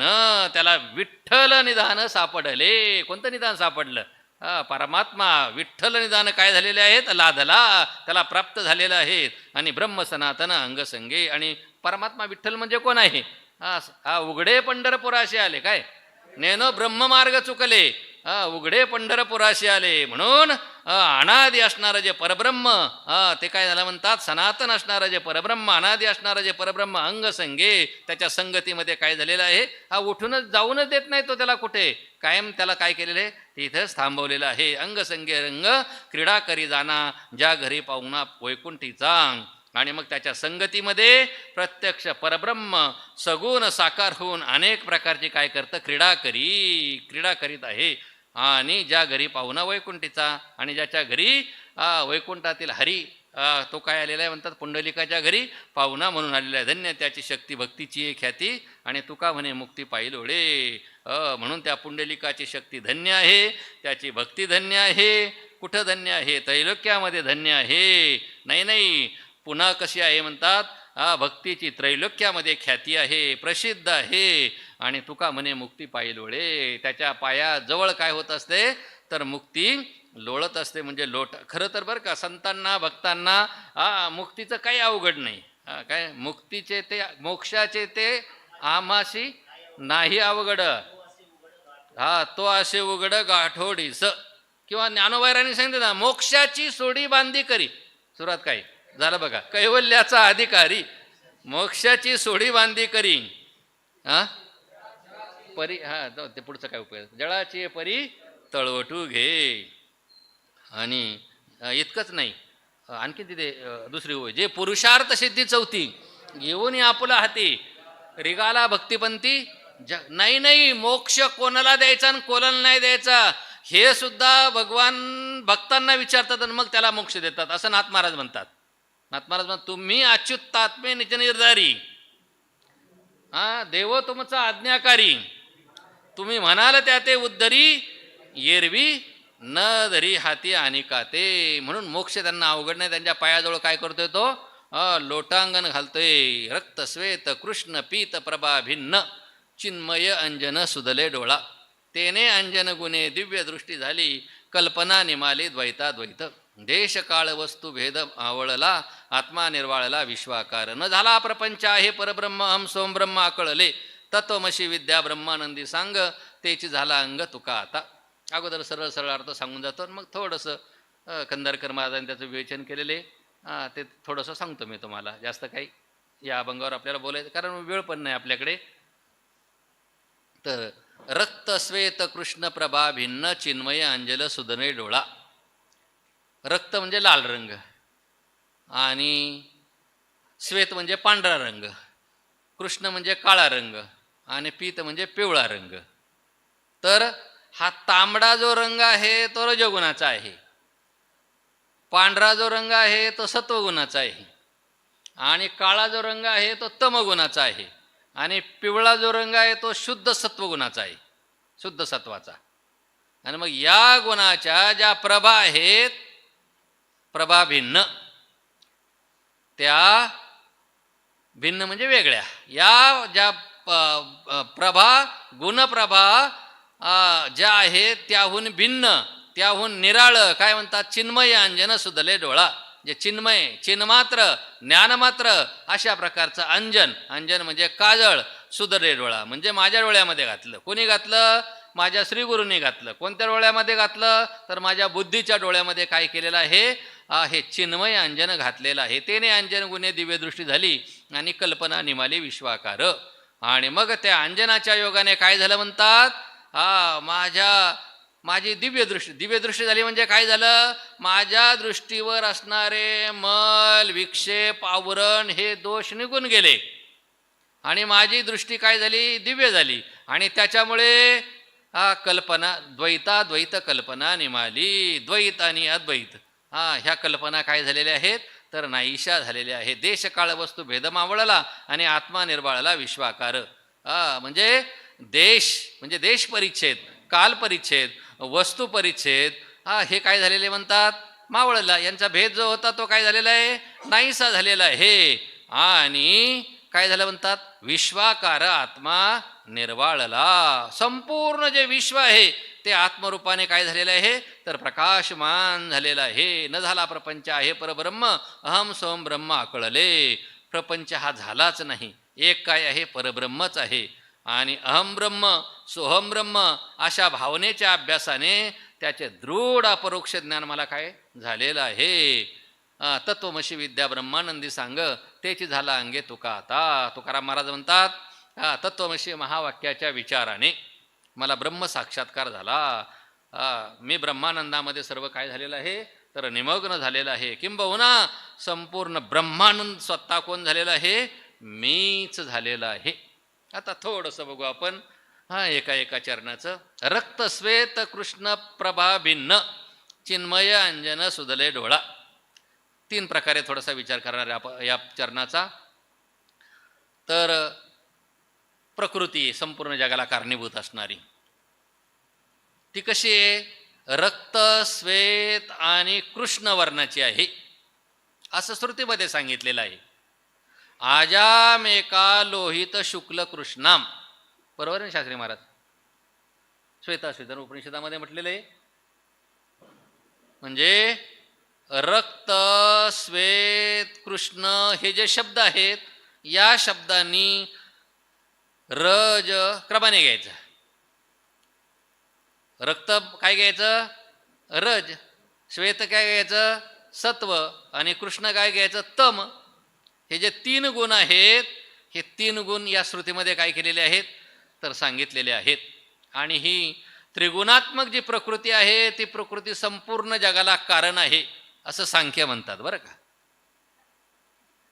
पण या परमात्म्याच्या आश्रित असणारी ही जी कल्पित आणि त्रिगुणात्मक जी प्रकृती आहे त्या प्रकृतीपासून जगताची काय झाली? उत्पत्ती झालेली असून प्रकृतीला कारण रूपाने असलेले हे रक्त श्वेत कृष्ण हे जे वर्ण आहेत हे वर्ण कशाचे आहेत म्हणतात?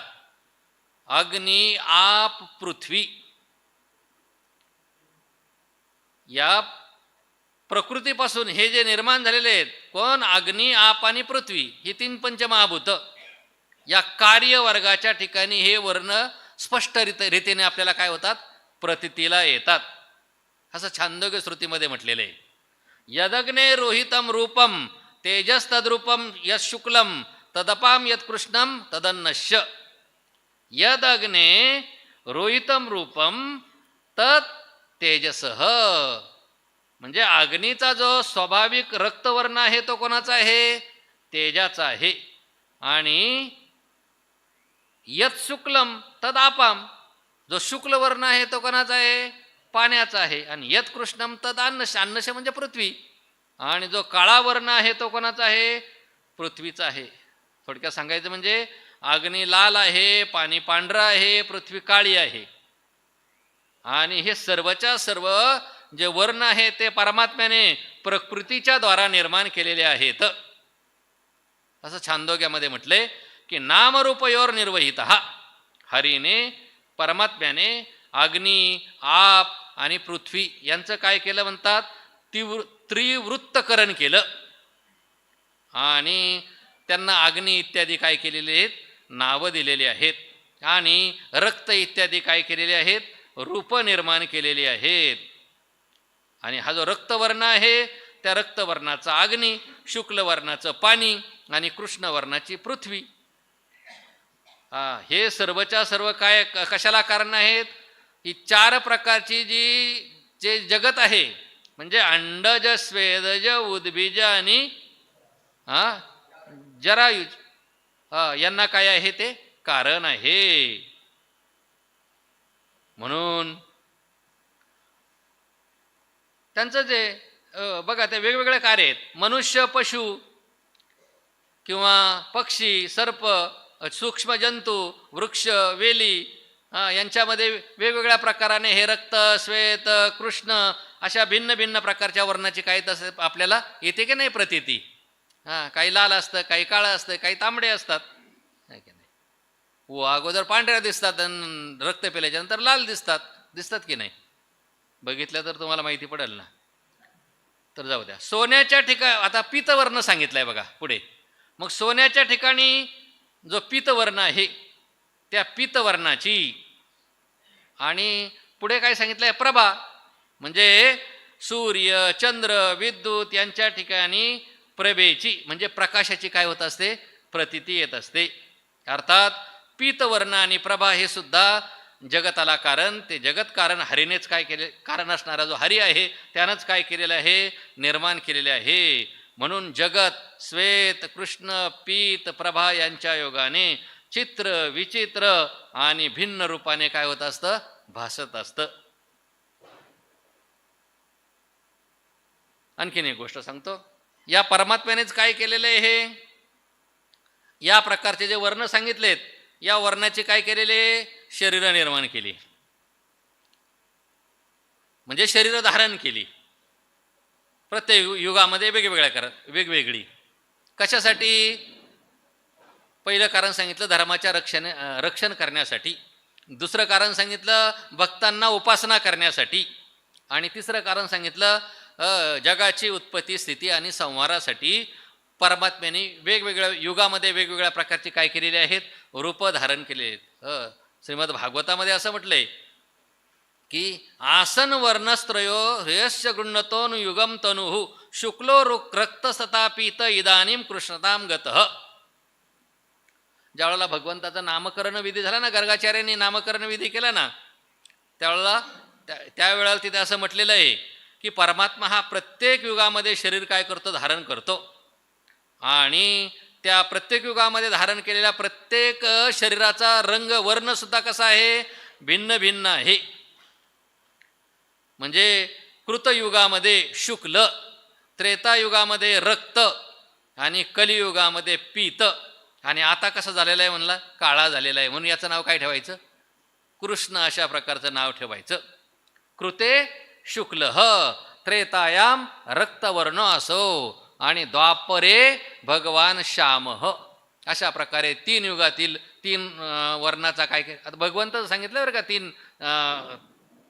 तीन अवतार आणि त्याची तीन प्रकारचे रंग. म्हणून अशा प्रकारे तीन वर्णाचा उल्लेख केला आणि हरीच्या नामाचा उपासनेकरिता हा काय केलेला आहे, उल्लेख केलेला आहे. मग आता तीन रंग झाले, रक्त झाला, श्वेत झाला, कृष्ण झाला. आता कोण राहिला, पीत.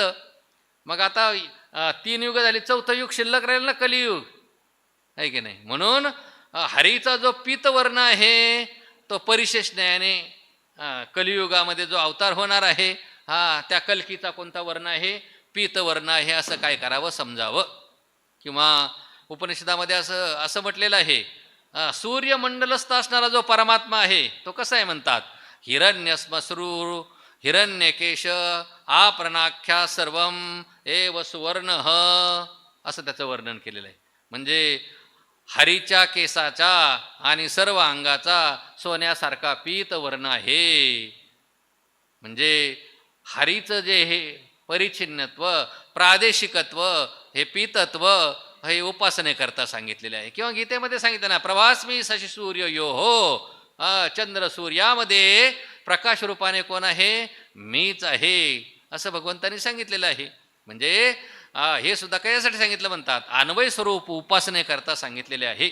म्हणजेच हरीच्या शरीराचे रक्त, श्वेत, कृष्ण, पीत, प्रभा असे भिन्न भिन्न वर्ण उपासनेकरता सांगितलेले. ही दुसरी गोष्ट सांगितली. आता आणखीन एक गोष्ट सांगतो तुम्हाला. योग्यांच्या दृष्टीने योग्याने काय केलं म्हणतात? अग्नी, आप आणि पृथ्वी, सोनं आणि चंद्र सूर्य यांच्या ठिकाणी रक्त, श्वेत, कृष्ण, पीत या वर्णाच्या ठिकाणी काय काय सांगितलं? लक्षात आलं का? अग्नी आलं तरी ठीक, नाही आलं तरी ठीक. अग्नी, आप, पृथ्वी, सोनं, सूर्य, चंद्र, रक्त, श्वेत, कृष्ण, पीत या वर्णाच्या ठिकाणी, प्रभेचे आणि प्रभेच्या ठिकाणी, म्हणजे हरीच्या रक्त, श्वेतादी वर्णाच्या ठिकाणी चित्ताची धारणा करावी. याच्या ठिकाणी चित्ताची काय करायची? म्हणजे रक्त, श्वेत, पीत अशा वर्णाच्या ठिकाणी काय करायची? त्यांनी धारणा करायची चित्ताची. आणि मग त्या ध्यानाच्या अभ्यासाच्या योगाने त्या योग्याला अगोदर सबीज समाधी प्राप्त होते. आणि त्या समाधीमध्ये जे आज्ञाधिक अगोदर सांगितले ना, त्या आज्ञाधिकांचा आणि हरीचा असणारं जे स्थूल शरीर आहे, त्या स्थूल आकाराचा त्याला कुठल्याही प्रकारचा भास होत नाही. आणि केवळ रक्त, श्वेत, कृष्ण, पीत, प्रभा यांचाच भास होतो.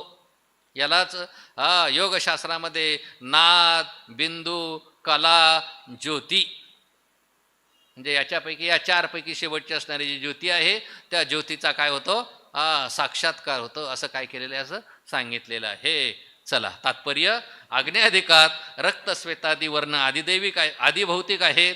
आणि हरीचे शरीराच्या ठिकाणी आदिदैविक आहेत. आणि योगाच्या समाधीत ते कसे आहेत? तर आध्यात्मिक आहेत. पण हा सर्वच्या सर्व भेद कधी प्रतीतीला येतो म्हणतात? व्यवहार कालामध्ये हा भेद प्रतीतीला येतो. कारण शुद्ध ब्रह्म कसं आहे? शुद्ध ब्रह्म निर्गुण आणि आरूप आहे. त्याच्या ठिकाणी या वर्णाचा काय आहे? तर अत्यंताभाव आहे. शंकराचार्यांनी सांगितलं ना, न शुक्लम न कृष्णम न रक्तम न पीतम, काहीच नाही त्याच्या ठिकाणी.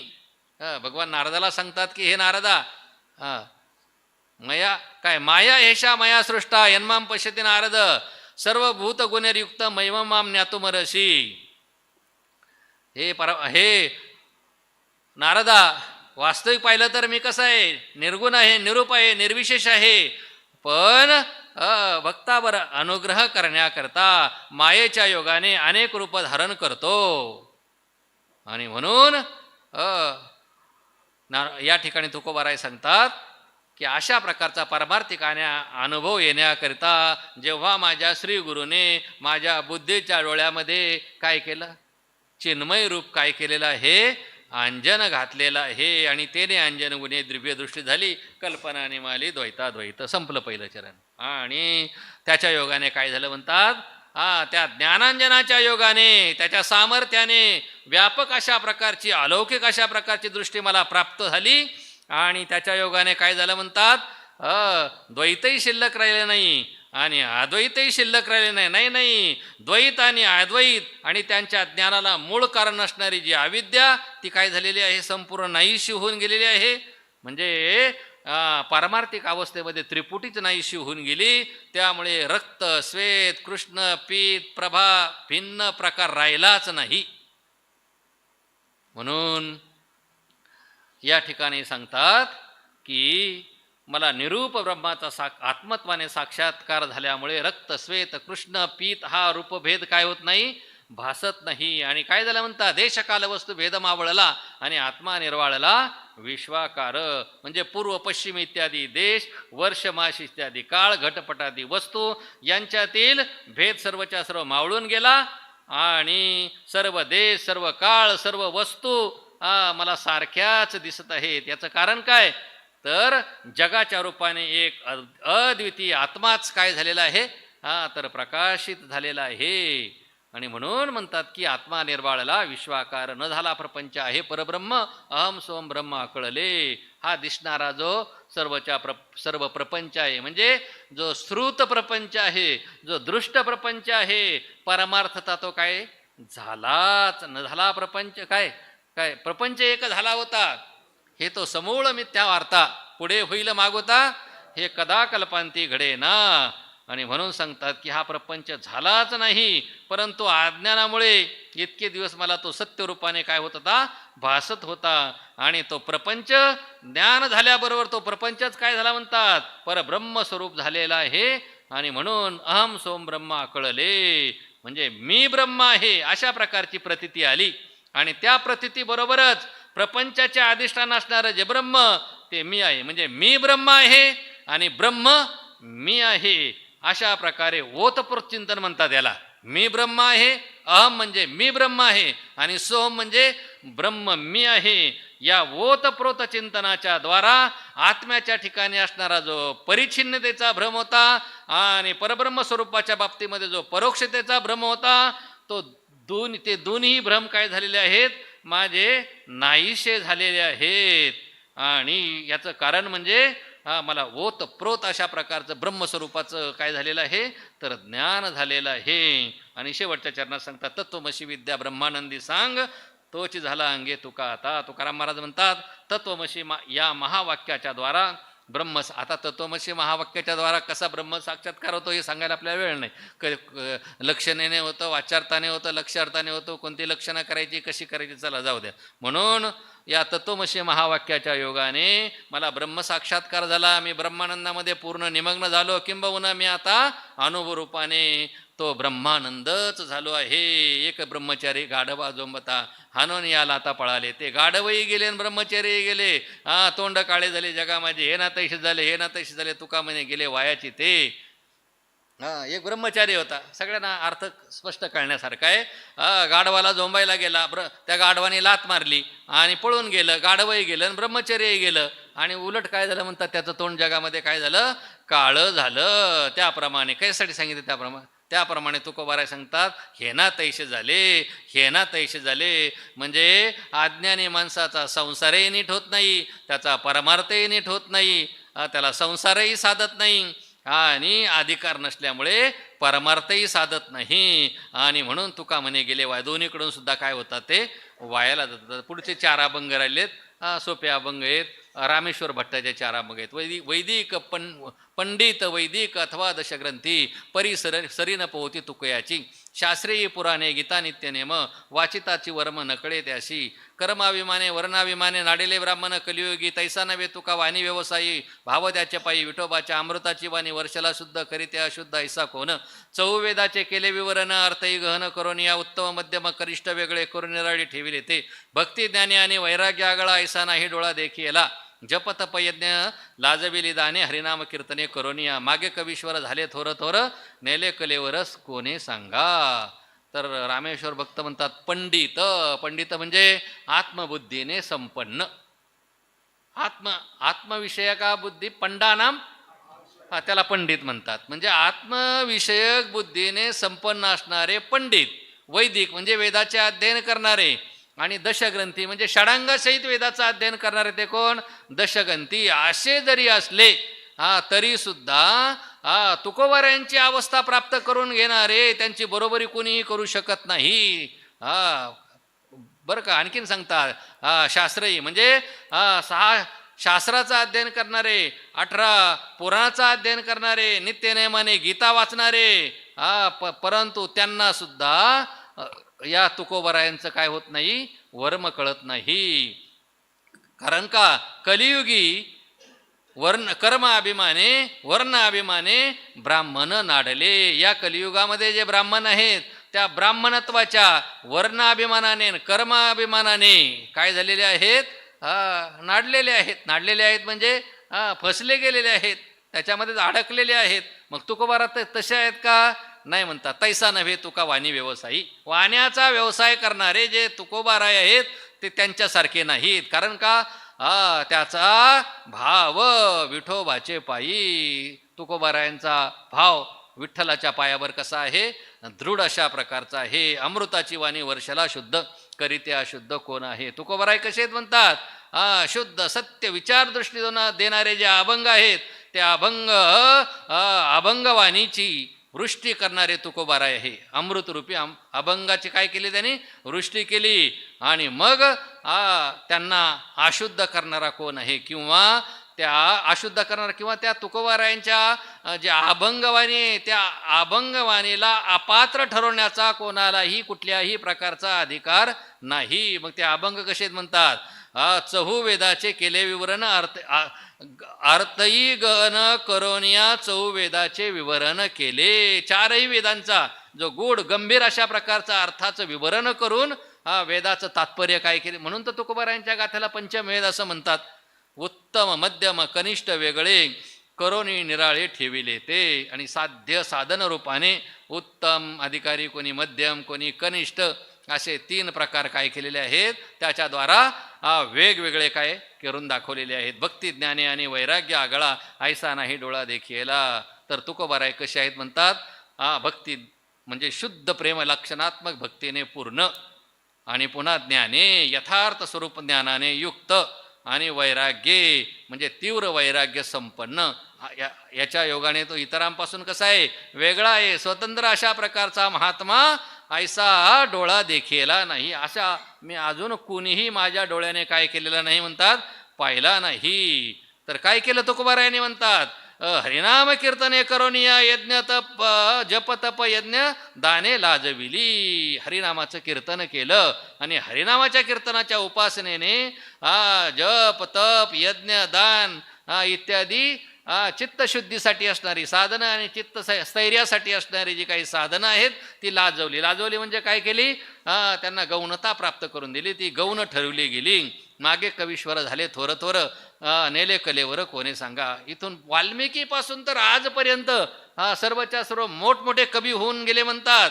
मला सांगा बरं, कोणी आपलं शरीर सदेह स्वर्गाला म्हणजे वैकुंठाला कोणी नेलं का, आहे की नाही. प्रयाण काळी देवे विमान पाठविले, कळीच्या काळा माझी अद्भुत वर्तले. मानव देह घेऊन निजधामा गेले, निळा म्हणे सकळ संता तो सविले. म्हणे रामेश्वर सकळापासून गेला तो विमानी बैसून. या रामेश्वर भट्ट म्हणतात की सर्वांना विचारून काय केलं म्हणतात, सर्वांचा निरोप घेऊन सदेह विमानामध्ये बसून वैकुंठामध्ये निघून गेलेले आहेत. माझी मजा आली रोकडी प्रचित, होऊन फजित दुःख पावे. काही द्वेष त्यांचा करिता अंतरी व्यथा या शरीरी बहुत झाली. ज्ञानेश्वरमध्ये केला उपकार स्वप्नी सविस्तर सांगितले. तुका सर्वश्रेष्ठ प्रिया मा थोर काजो अवतार नामयाचा. त्याची तुझं काही घडली निंदा म्हणून ये बाधा जडली तुझं. आता एक करी सांगेन तुला शरण जाई त्याला निश्चयाची. दर्शनेची तुझ्या दोषापरी आर होय तो विचार सांगितला. तोची हा विश्वास धरोणी मानशी जाई कीर्तनाशी नित्य काळ. म्हणे रामेश्वर त्याच्या समागमे झाले आराम ध्येय माझा. हा जो अभंग आहे सर्वांना याची पार्श्वभूमी माहिती आहे. रामेश्वर भट्टांनी तुकोबारायांच्या वह्या इंद्रायणच्या डोहामध्ये बुडवला, त्यांचा द्वेष केला, त्यांची निंदा केली. त्याच्या योगाने ते कुठं त्या विहिरीमध्ये स्नान करण्यासाठी गेले. त्या फकीराच्या सर्व अंगाचा दाह झाला. ज्ञानोबारायांच्या पुढे येऊन धरलं. ज्ञानोबारायांनी स्वप्नामध्ये उपदेश केला, आणि तेच काय करतात या ठिकाणी ज्ञानोबारायांनंतर त्यांना तुकोबारायांकडे पाठवलं. ते जे अभंगामध्ये सांगतात, मज माझी आली रोकडी प्रचित, हो नि फजित दुःख पावे. रामेश्वर भट्ट म्हणतात मी विपरीत कृत्य केलं, आणि त्या विपरीत कृत्याच्या योगाने माझी फजिती झाली, मी दुःखाला प्राप्त झालो. याचा मला काय झाले, रोकडी प्रचिता आली. मला प्रत्यक्ष त्याचा काय झालेला आहे तर अनुभव आलेला आहे. काय केलं मी, काही द्वेष त्याचा करिता अंतरी व्यथा हे शरीर बहुत झाली. मी तुकोबारायांचा काय केला, द्वेष केला, मत्सर केला अंतकरणापासून. त्यामुळे माझ्या शरीराला खूप व्यथा झाली, वेदना मला सहन कराव्या लागला. आणि मग त्यामुळे ज्ञानेश्वरमध्ये केला उपकार स्वप्नी सविस्तर सांग. मी ज्ञानोबारायांच्या तिथे गेलो, धरलं, आणि धरल्याच्या नंतर ज्ञानोबारायांनी स्वप्नामध्ये येऊन माझ्यावर काय केला, उपकार केला. आणि स्वप्नामध्ये त्याने मला काय केलेलं आहे, मी जो विपरीत व्यवहार केला होता, मी जो त्यांचा द्वेष केला होता, त्याच्याबद्दल सविस्तर काय केलेलं आहे, सांगितलेलं आहे. काय सांगितलं ज्ञानोबारायांनी ते सांगतात, तुका सर्वश्रेष्ठ प्रिया मा थोर काजो अवतार नामयाचा. ज्ञानोबारायाने रामेश्वर भट्टानं सांगितलं की बाबा रे, जोका अवतार नाम, याचा जो नामदेवांचे अवतार असणारे जे तुकोबाराय आहेत तो कसा आहे, सर्वश्रेष्ठ, सर्वांमध्ये कसा आहे, श्रेष्ठ आहे आणि थोर आहे, सर्वश्रेष्ठ आणि सर्वात थोर दोन्हीकडे लावायचं. सर्वांमध्ये थोर आहे आणि आम्हा प्रिय, आणि आम्हाला काय आहे तर अतिशय प्रिय आहे, असं ज्ञानोबाराय कोणाला सांगतात, रामेश्वर भट्टांना सांगतात. त्याची तुझं काही घडलेली निंदा म्हणून हे बाधा जडली तुझं बाबा रे, तुझ्याकडून काय केलं, त्यांची काहीतरी अकारण अशा प्रकारची निंदा घडलेली आहे, तू त्यांची केलेली आहेत आणि त्याचा परिणाम म्हणून तुला या शरीर व्यथेची काय झालेली आहे, बाधा जडलेली आहे. आता एक करी सांगेन ते तुला, शरण जाई त्याला निश्चयाची. आता मी तुला सांगतो ते कर. काय कर तर तू काय कर, तुकोबारायांना काय कर, शरण जा निश्चयाने, विश्वासपूर्वक निर्धाराने त्यांना तू काय कर, शरण जा. आणि दर्शनाची तुझ्या दोषा परिहार होय तो विचार. त्यांचं दर्शन झालं रे, झालं का तुझ्या दोषाचा परिहार होईल. दोषाचा परिहार होईल म्हणजे तू त्या व्याधीपासून काय होशील तर मुक्त होईल, अशा प्रकारचा विचार संपूर्ण काय केलेला आहे ज्ञानोबारायांनी. रामेश्वर भट्ट म्हणतात मला स्वप्नामध्ये सांगितलेला आहे आणि तोच हा विश्वास धरोणी मानसी जाई कीर्तनाशी नित्य काळ. आणि ज्ञानोबारायांनी सांगितल्याप्रमाणे मग विश्वास, कोणावर विश्वास धरला, ज्ञानोबारायावर विश्वास धरला म्हणा किंवा तुकोबारायांच्या वचनावर विश्वास धरून मनामध्ये काय केलं म्हणतात, मी विश्वास धरला आणि कीर्तनाशी नित्य, तुकोबारायांच्या कीर्तनाला दररोज काय करून नित्यनेमाने जाऊ लागलो. म्हणे रामेश्वर त्याच्या समागमे झाले आरामदे माझा. त्यांच्या संगतीमध्ये, त्यांच्या सान्निध्यामध्ये माझ्या शरीराच्या ज्या व्यथा होत्या त्या नाहीशा झाल्या आणि मला आराम मिळाला, मला विश्रांती प्राप्त झालेली. वैष्णवाची या ती वाणी जो आपण भोगितो पतन कुंभपाकी, ऐशी वेदश्रुती बोलती पुराणे नाही ती दूषणे हरिभक्ता. उंच नीच वर्णन मनावा कोणी जे का नारायणे प्रिय झाले, चौवर्णासी अशाधिकार करिता नमस्कार दोष नाही. जैसा शालिग्राम न मनवा पाशान पूज्य होय मान सर्वत्राशी. गुरुब्रह्म देवाचाही देव त्याशी तो मानव म्हणू नये. म्हणे रामेश्वर नामी जे रंगले स्वयतेचे झाले देवरूप.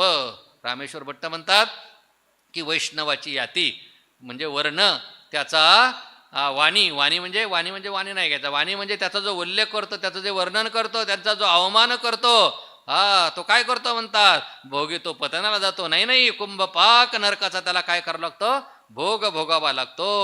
ऐशी वेदश्रुती बोलती पुराणे, असं कोणी सांगितलंय म्हणतात. वेद श्रुती पुराणांनी काय केलेलं आहे, अशा प्रकारचा निर्णय दिलेला आहे. नाही ती दूषणे हरिभक्ता. आणि म्हणून वर्णावर्णाचा जरी उल्लेख केला तरी त्या वर्णावर्णाच्या उल्लेखाची दूषणे मात्र त्या हरिभक्तांना कुठल्याही प्रकारे लावू नयेत, असं वेदशास्त्राने काय केलेलं आहे तर सांगितलेलं आहे. उंच नीच वर्णन म्हणावा कोणी जे का नारायणी प्रिय, जे का नारायणी प्रिय झाले तयाचा उंच नीच वर्णन म्हणावा कोणी. जे भक्त नारायणाला काय झालेले आहेत तर प्रिय झालेले आहे, त्यांच्या वर्णाचा यातीचा उच्च नीच असा काय करू नये तर उल्लेख करू नये. कशाप्रमाणे उदाहरण दिले, जैसा शालिग्रामन न म्हणावा पाशान होय पूज्यमान सर्वत्राशी. ज्याप्रमाणे शालिग्रामाला दगड म्हणू नये, कारण सर्वांना तो काय आहे तर पूजनीय आहे. परब्रह्म देवाचाही देव त्याशी तो मानव म्हणू नये. त्याप्रमाणे श्री गुरुदेव कसे आहेत म्हणतात, परब्रह्म स्वरूप आहेत. नाही देवांचेही देव आहेत आणि त्यांना काय करू नये मानू. जरी माणसासारखे दिसत असले, तुका म्हणे तैसे संत आणि जन दोईशी समान मानू नये किंवा लिखू नये. क्षेपक अभंगे म्हणतात. नाही ना, बरोबर आहे ना, ठीक आहे. म्हणे रामेश्वर नामी जे रंगले स्वयतेचे झाले देवरूप. रामेश्वर भट्ट म्हणतात की जे नामचिंतनाच्या साधनेमध्ये रंगवून गेलेले आहेत ते भक्त स्वतः भगवत स्वरूप झालेले आहेत. भक्त भागवत, शेवटचा अभंगे. भक्त भागवत जीवनमुक्त संत महिमा अत्यद्भुत चराचरी, ऐशी अनंता माझी तू अनंत एलावेश होत जगत राहता. ब्रह्मानंद तुका तुळे आला, तुका तो हा विश्वसका क्रीडे जनी. शास्त्र शिष्टाचारा विरुद्ध क्रिया तुझी भक्तराया देखी येली. देवोनी तिलांजली काम्य निषिद्धाशी विधी विनियोगशी ब्रह्मार्पण. संत ग्रहमेळे जगदांद्या गेळी पहिले उदयाचळी भानु तुका.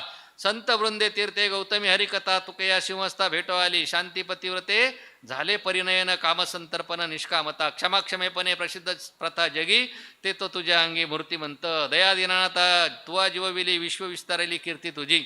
वेदवाक्य बाहू उभारिला ध्वज पूजले देव द्विज सर्व भावे. अधर्म क्षय व्याधी धर्माशी स्पर्शला तो तो उपचारीला अनन्य भक्ती ब्रह्म ऐक्य भावे भक्ती विस्तारली वाक्य सफल केली वेदविहिते देहबुद्धी जात्याभिमाने वंचलो तुम्ही उपेक्षुर न पाहिजे नगड याचे पायी बुद्धीचा विचार मागे रामेश्वर रामचंद्र भक्त भागवत म्हणजे वैष्णव जीवनमुक्त महात्मे आणि संत महिमा अत्यद्भुत चराचर यांचा या चराचर सृष्टीमध्ये अत्यंत श्रेष्ठ अशा प्रकारचा अद्भुत महिमा आहे.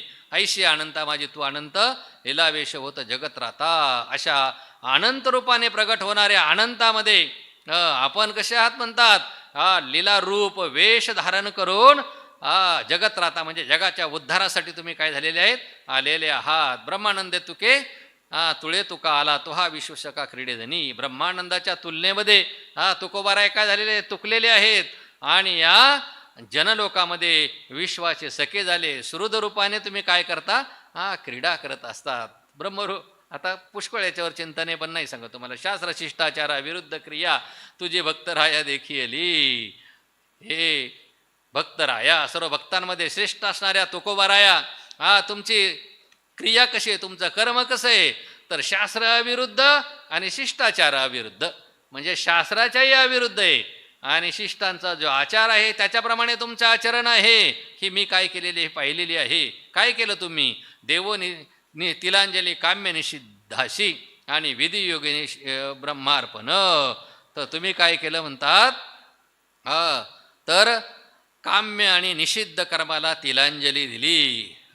तिलांजली दिली म्हणजे त्याचा काय केला तर त्याग केला आणि विधियोगेशी ब्रह्मार्पण आणि विधीपूर्वक आपल्या साधनेचा ब्रह्मार्पण वृत्तीने काय केला तर विनियोग केला. संत ग्रह मेळे जगदांद्या गिळी पैल उदयाचळी भानू तुका ज्याप्रमाणे सूर्याचा उदय झाला म्हणजे जगताचा अंधार काय करून टाकतो नष्ट करून टाकतो त्याप्रमाणे तुकोबाराय कसे म्हणतात तर जगदाभास रूपी अंधकाराला गिळणाऱ्या विविध संतरूपी ग्रहांच्या मेळाव्यामध्ये पूर्व दिशेला उदयाला आलेल्या सूर्यनारायणासारखे तुकोबाराय तुम्ही आहात.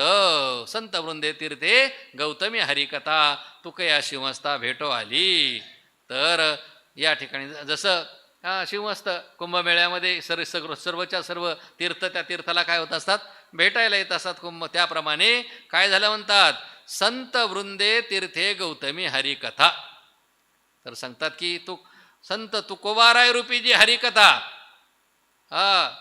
त्या हरिकथा रूपी गौतमाशी शिवमस्त पर्व काळामध्ये भेटीला येणाऱ्या सर्व तीर्थाप्रमाणे ही सर्व संत वृंदे भेटावयाला ह्या तुकोबाराया रूपी नरसिंहाला भेटण्यासाठी काय झालेली आहे आलेली आहेत. दया दीननाथा काय क्षमा शांती प्रतिव्रते झाले परिनयन आणि कामसंतर्पण निष्कामता. शांती प्रतिव्रते झाले परिनयन म्हणजे शांती या पतिव्रतेबरोबर एकनिष्ठ स्त्री बरोबर आपलं काय झालं परिणय झाला. परिणय झाला म्हणजे विवाह झाला. विवाह झाला म्हणजे लग्न लागलं आणि कामसंतर्पण निष्कामता म्हणजे आपण निष्कामतापूर्वक निर्वासन होऊन जन्ममरण रूपी संसारास कारण असणारा जो वासना म्हणजे जो काम त्या कामाचं काय केलं तर संतर्पण करून टाकलं. क्षमाक्षमपणे प्रसिद्ध जगाप्रती ते तर तुझ्या अंगी मूर्तीपण आणि क्षमाशील रूपाने या जगामध्ये प्रसिद्ध असणारी जी क्षमा आहे ती तुमच्या ठिकाणी कशी आहे म्हणतात मूर्तिमंत अंगी मूर्तिमंत स्वरूपाने आहे. दया दीननाथा तुवा जीवविली आणि विश्व विस्तारली कीर्ती तुझी. हे दिनांच्या नाथा तुकोबाराया तुम्ही काय केलं म्हणतात दया जीवविली. दयेला काय केलेलं आहे जिवंत ठेवलेलं आहे आणि त्याच्यामुळे तुम्ही कसे आहात म्हणतात दयावंत आहात दातार आहे. अशा प्रकारची तुमची कीर्ती संपूर्ण विश्वामध्ये काय झालेली आहे पसरलेली आहे विस्तारलेली आहे. वेदवाक्य बाहू उभारीला ध्वज पूजले देव द्विज सर्व भावे आणि वेदामध्ये बाहो ध्वज उभारला म्हणजे सर्वम विष्णुमयम जगत या वेदवाक्याच्या अनुभवाचा झेंडा उभारून व्यापक विष्णू रूपाने देव द्विज या सर्वांचं काय केलं म्हणतात पूजिले. सर्व भावाने त्यांचं काय केलं तर तुम्ही पूजन केलं. अधर्मक्षय व्याधी धर्माशी स्पर्शला तो उपचारीला अनन्य भक्ती. तर रोग झाला होता म्हटले धर्माला स्पर्श केला होता. कोणत्या रोगाने? क्षयाच्या व्याधीने. कोणता क्षयाचा व्याधी? अधर्मरूपी क्षयाच्या व्याधी. हा धर्माला काय केला होता? जडलेला होता, त्याला रोग झालेला होता. आणि अनन्य भक्तीत होता उपचारीला. अनन्य भक्तीच्या योगाने त्याच्यावर, त्या व्याधीवर, अधर्मरूपी व्याधीवर तुम्ही काय केला? तर उपचार केला. ब्रह्मैक्य भावे भक्ती विस्तारली आणि वाक्य सफल केली वेदविहिते. ब्रह्मैक्य स्थितीपूर्वक आपण भक्ती मार्गाचा काय केला?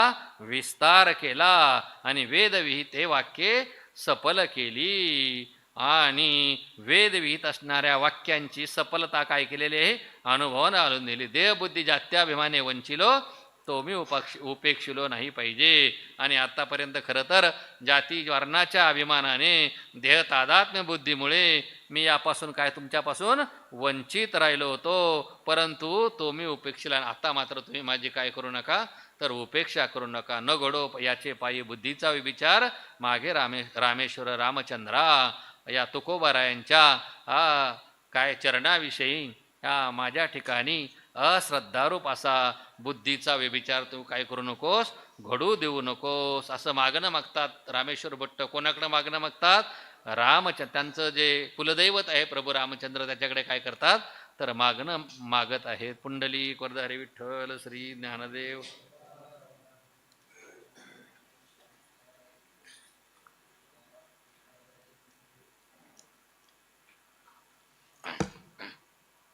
ज्यांनी ग्रंथ घेतले असतील त्यांनी समोर जमा करा.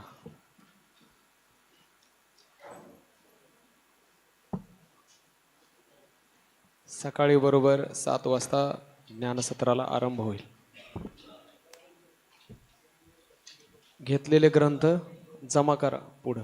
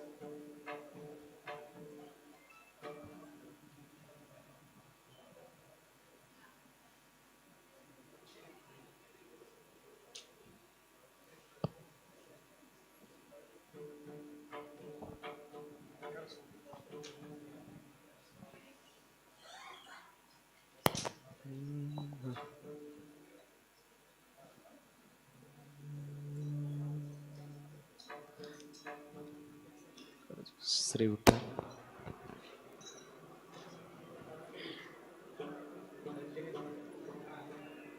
इंद्रायणीचे तटी धरिला रहिवास, विश्वतारावया लक्ष्मी निवास. ज्ञानेश्वर रूपे धरिले निजवेश, वर्म जाणे तया सद्गुरुपदेश. वर्म जाणे तया सद्गुरुपदेश. जय देव जय देव जय ज्ञानदेवा. जीवा शिवाचा आदि परब्रह्म ठेवा. कृष्ण एकादशी कार्तिक मासी, आपण पंढरीनाथ सनकादिकाशी. यात्रेसी ते स्वानंद रासी. दर्शन घडे तया निज मुक्ती देसी. दर्शन घडे तया निज मुक्ती देसी. जय देव जय देव जय ज्ञानदेवा.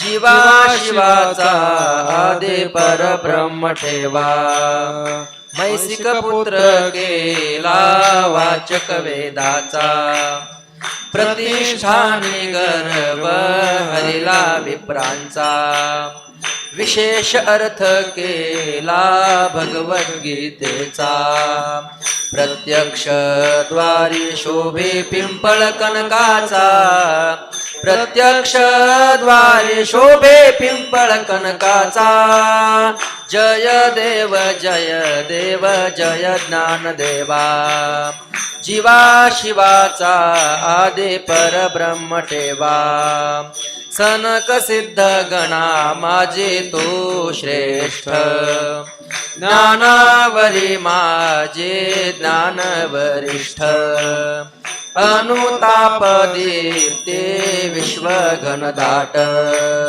नाम यावरी लोटे प्रेमाचा लोट नाम यावरी लोटे प्रेमाचा लोट लोटे प्रेमाचा लोट जय देव जय ज्ञानदेवा जीवा शिवाचा आदि परब्रह्म ठेवा प्रपंच रचना सर्व ही भोगून त्यागिली अनुतापाची ज्वाळी देह बुद्धी हरविली वैराग्याची निष्ठा प्रगटून दाखविली अंता ममता दवडून निज शांती वरिली जय जयाजी सद्गुरु स्वामी तुकया दातारा तारक तू सकळांचा जीवलग सोयरा हरिभक्तीचा महिमा विशेष वाढविला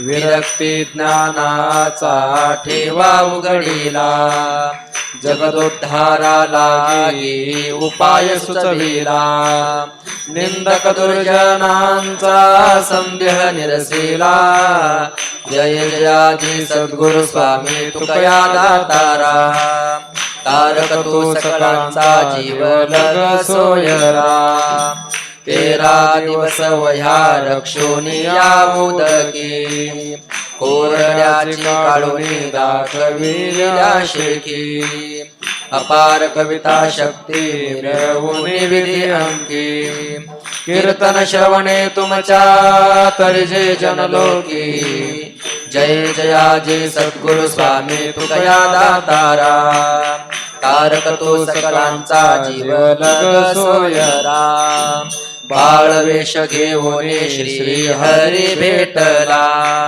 विधीचा जनिता तोची आठवा दिदला तेने ब्रह्मानंदे प्रेमारुणविला न दुखे म्हणून तुका नामे गौरविला जय जयाजी सद्गुरु स्वामी तुकया दातारा तारक तू सकळांचा जीवलग सोयरा प्रयाण काळी देवे विमान पाठविले कलिच्या काळा माझे अद्भुत वर्तले मानव देह घेऊन निजधामा गेले निळा म्हणे सकळ संता तोषले निळा म्हणे सकळ संता तोषले जय जयाजी सद्गुरु स्वामी तुकया दातारा तारक तो सकळांचा जीवलग सोयरा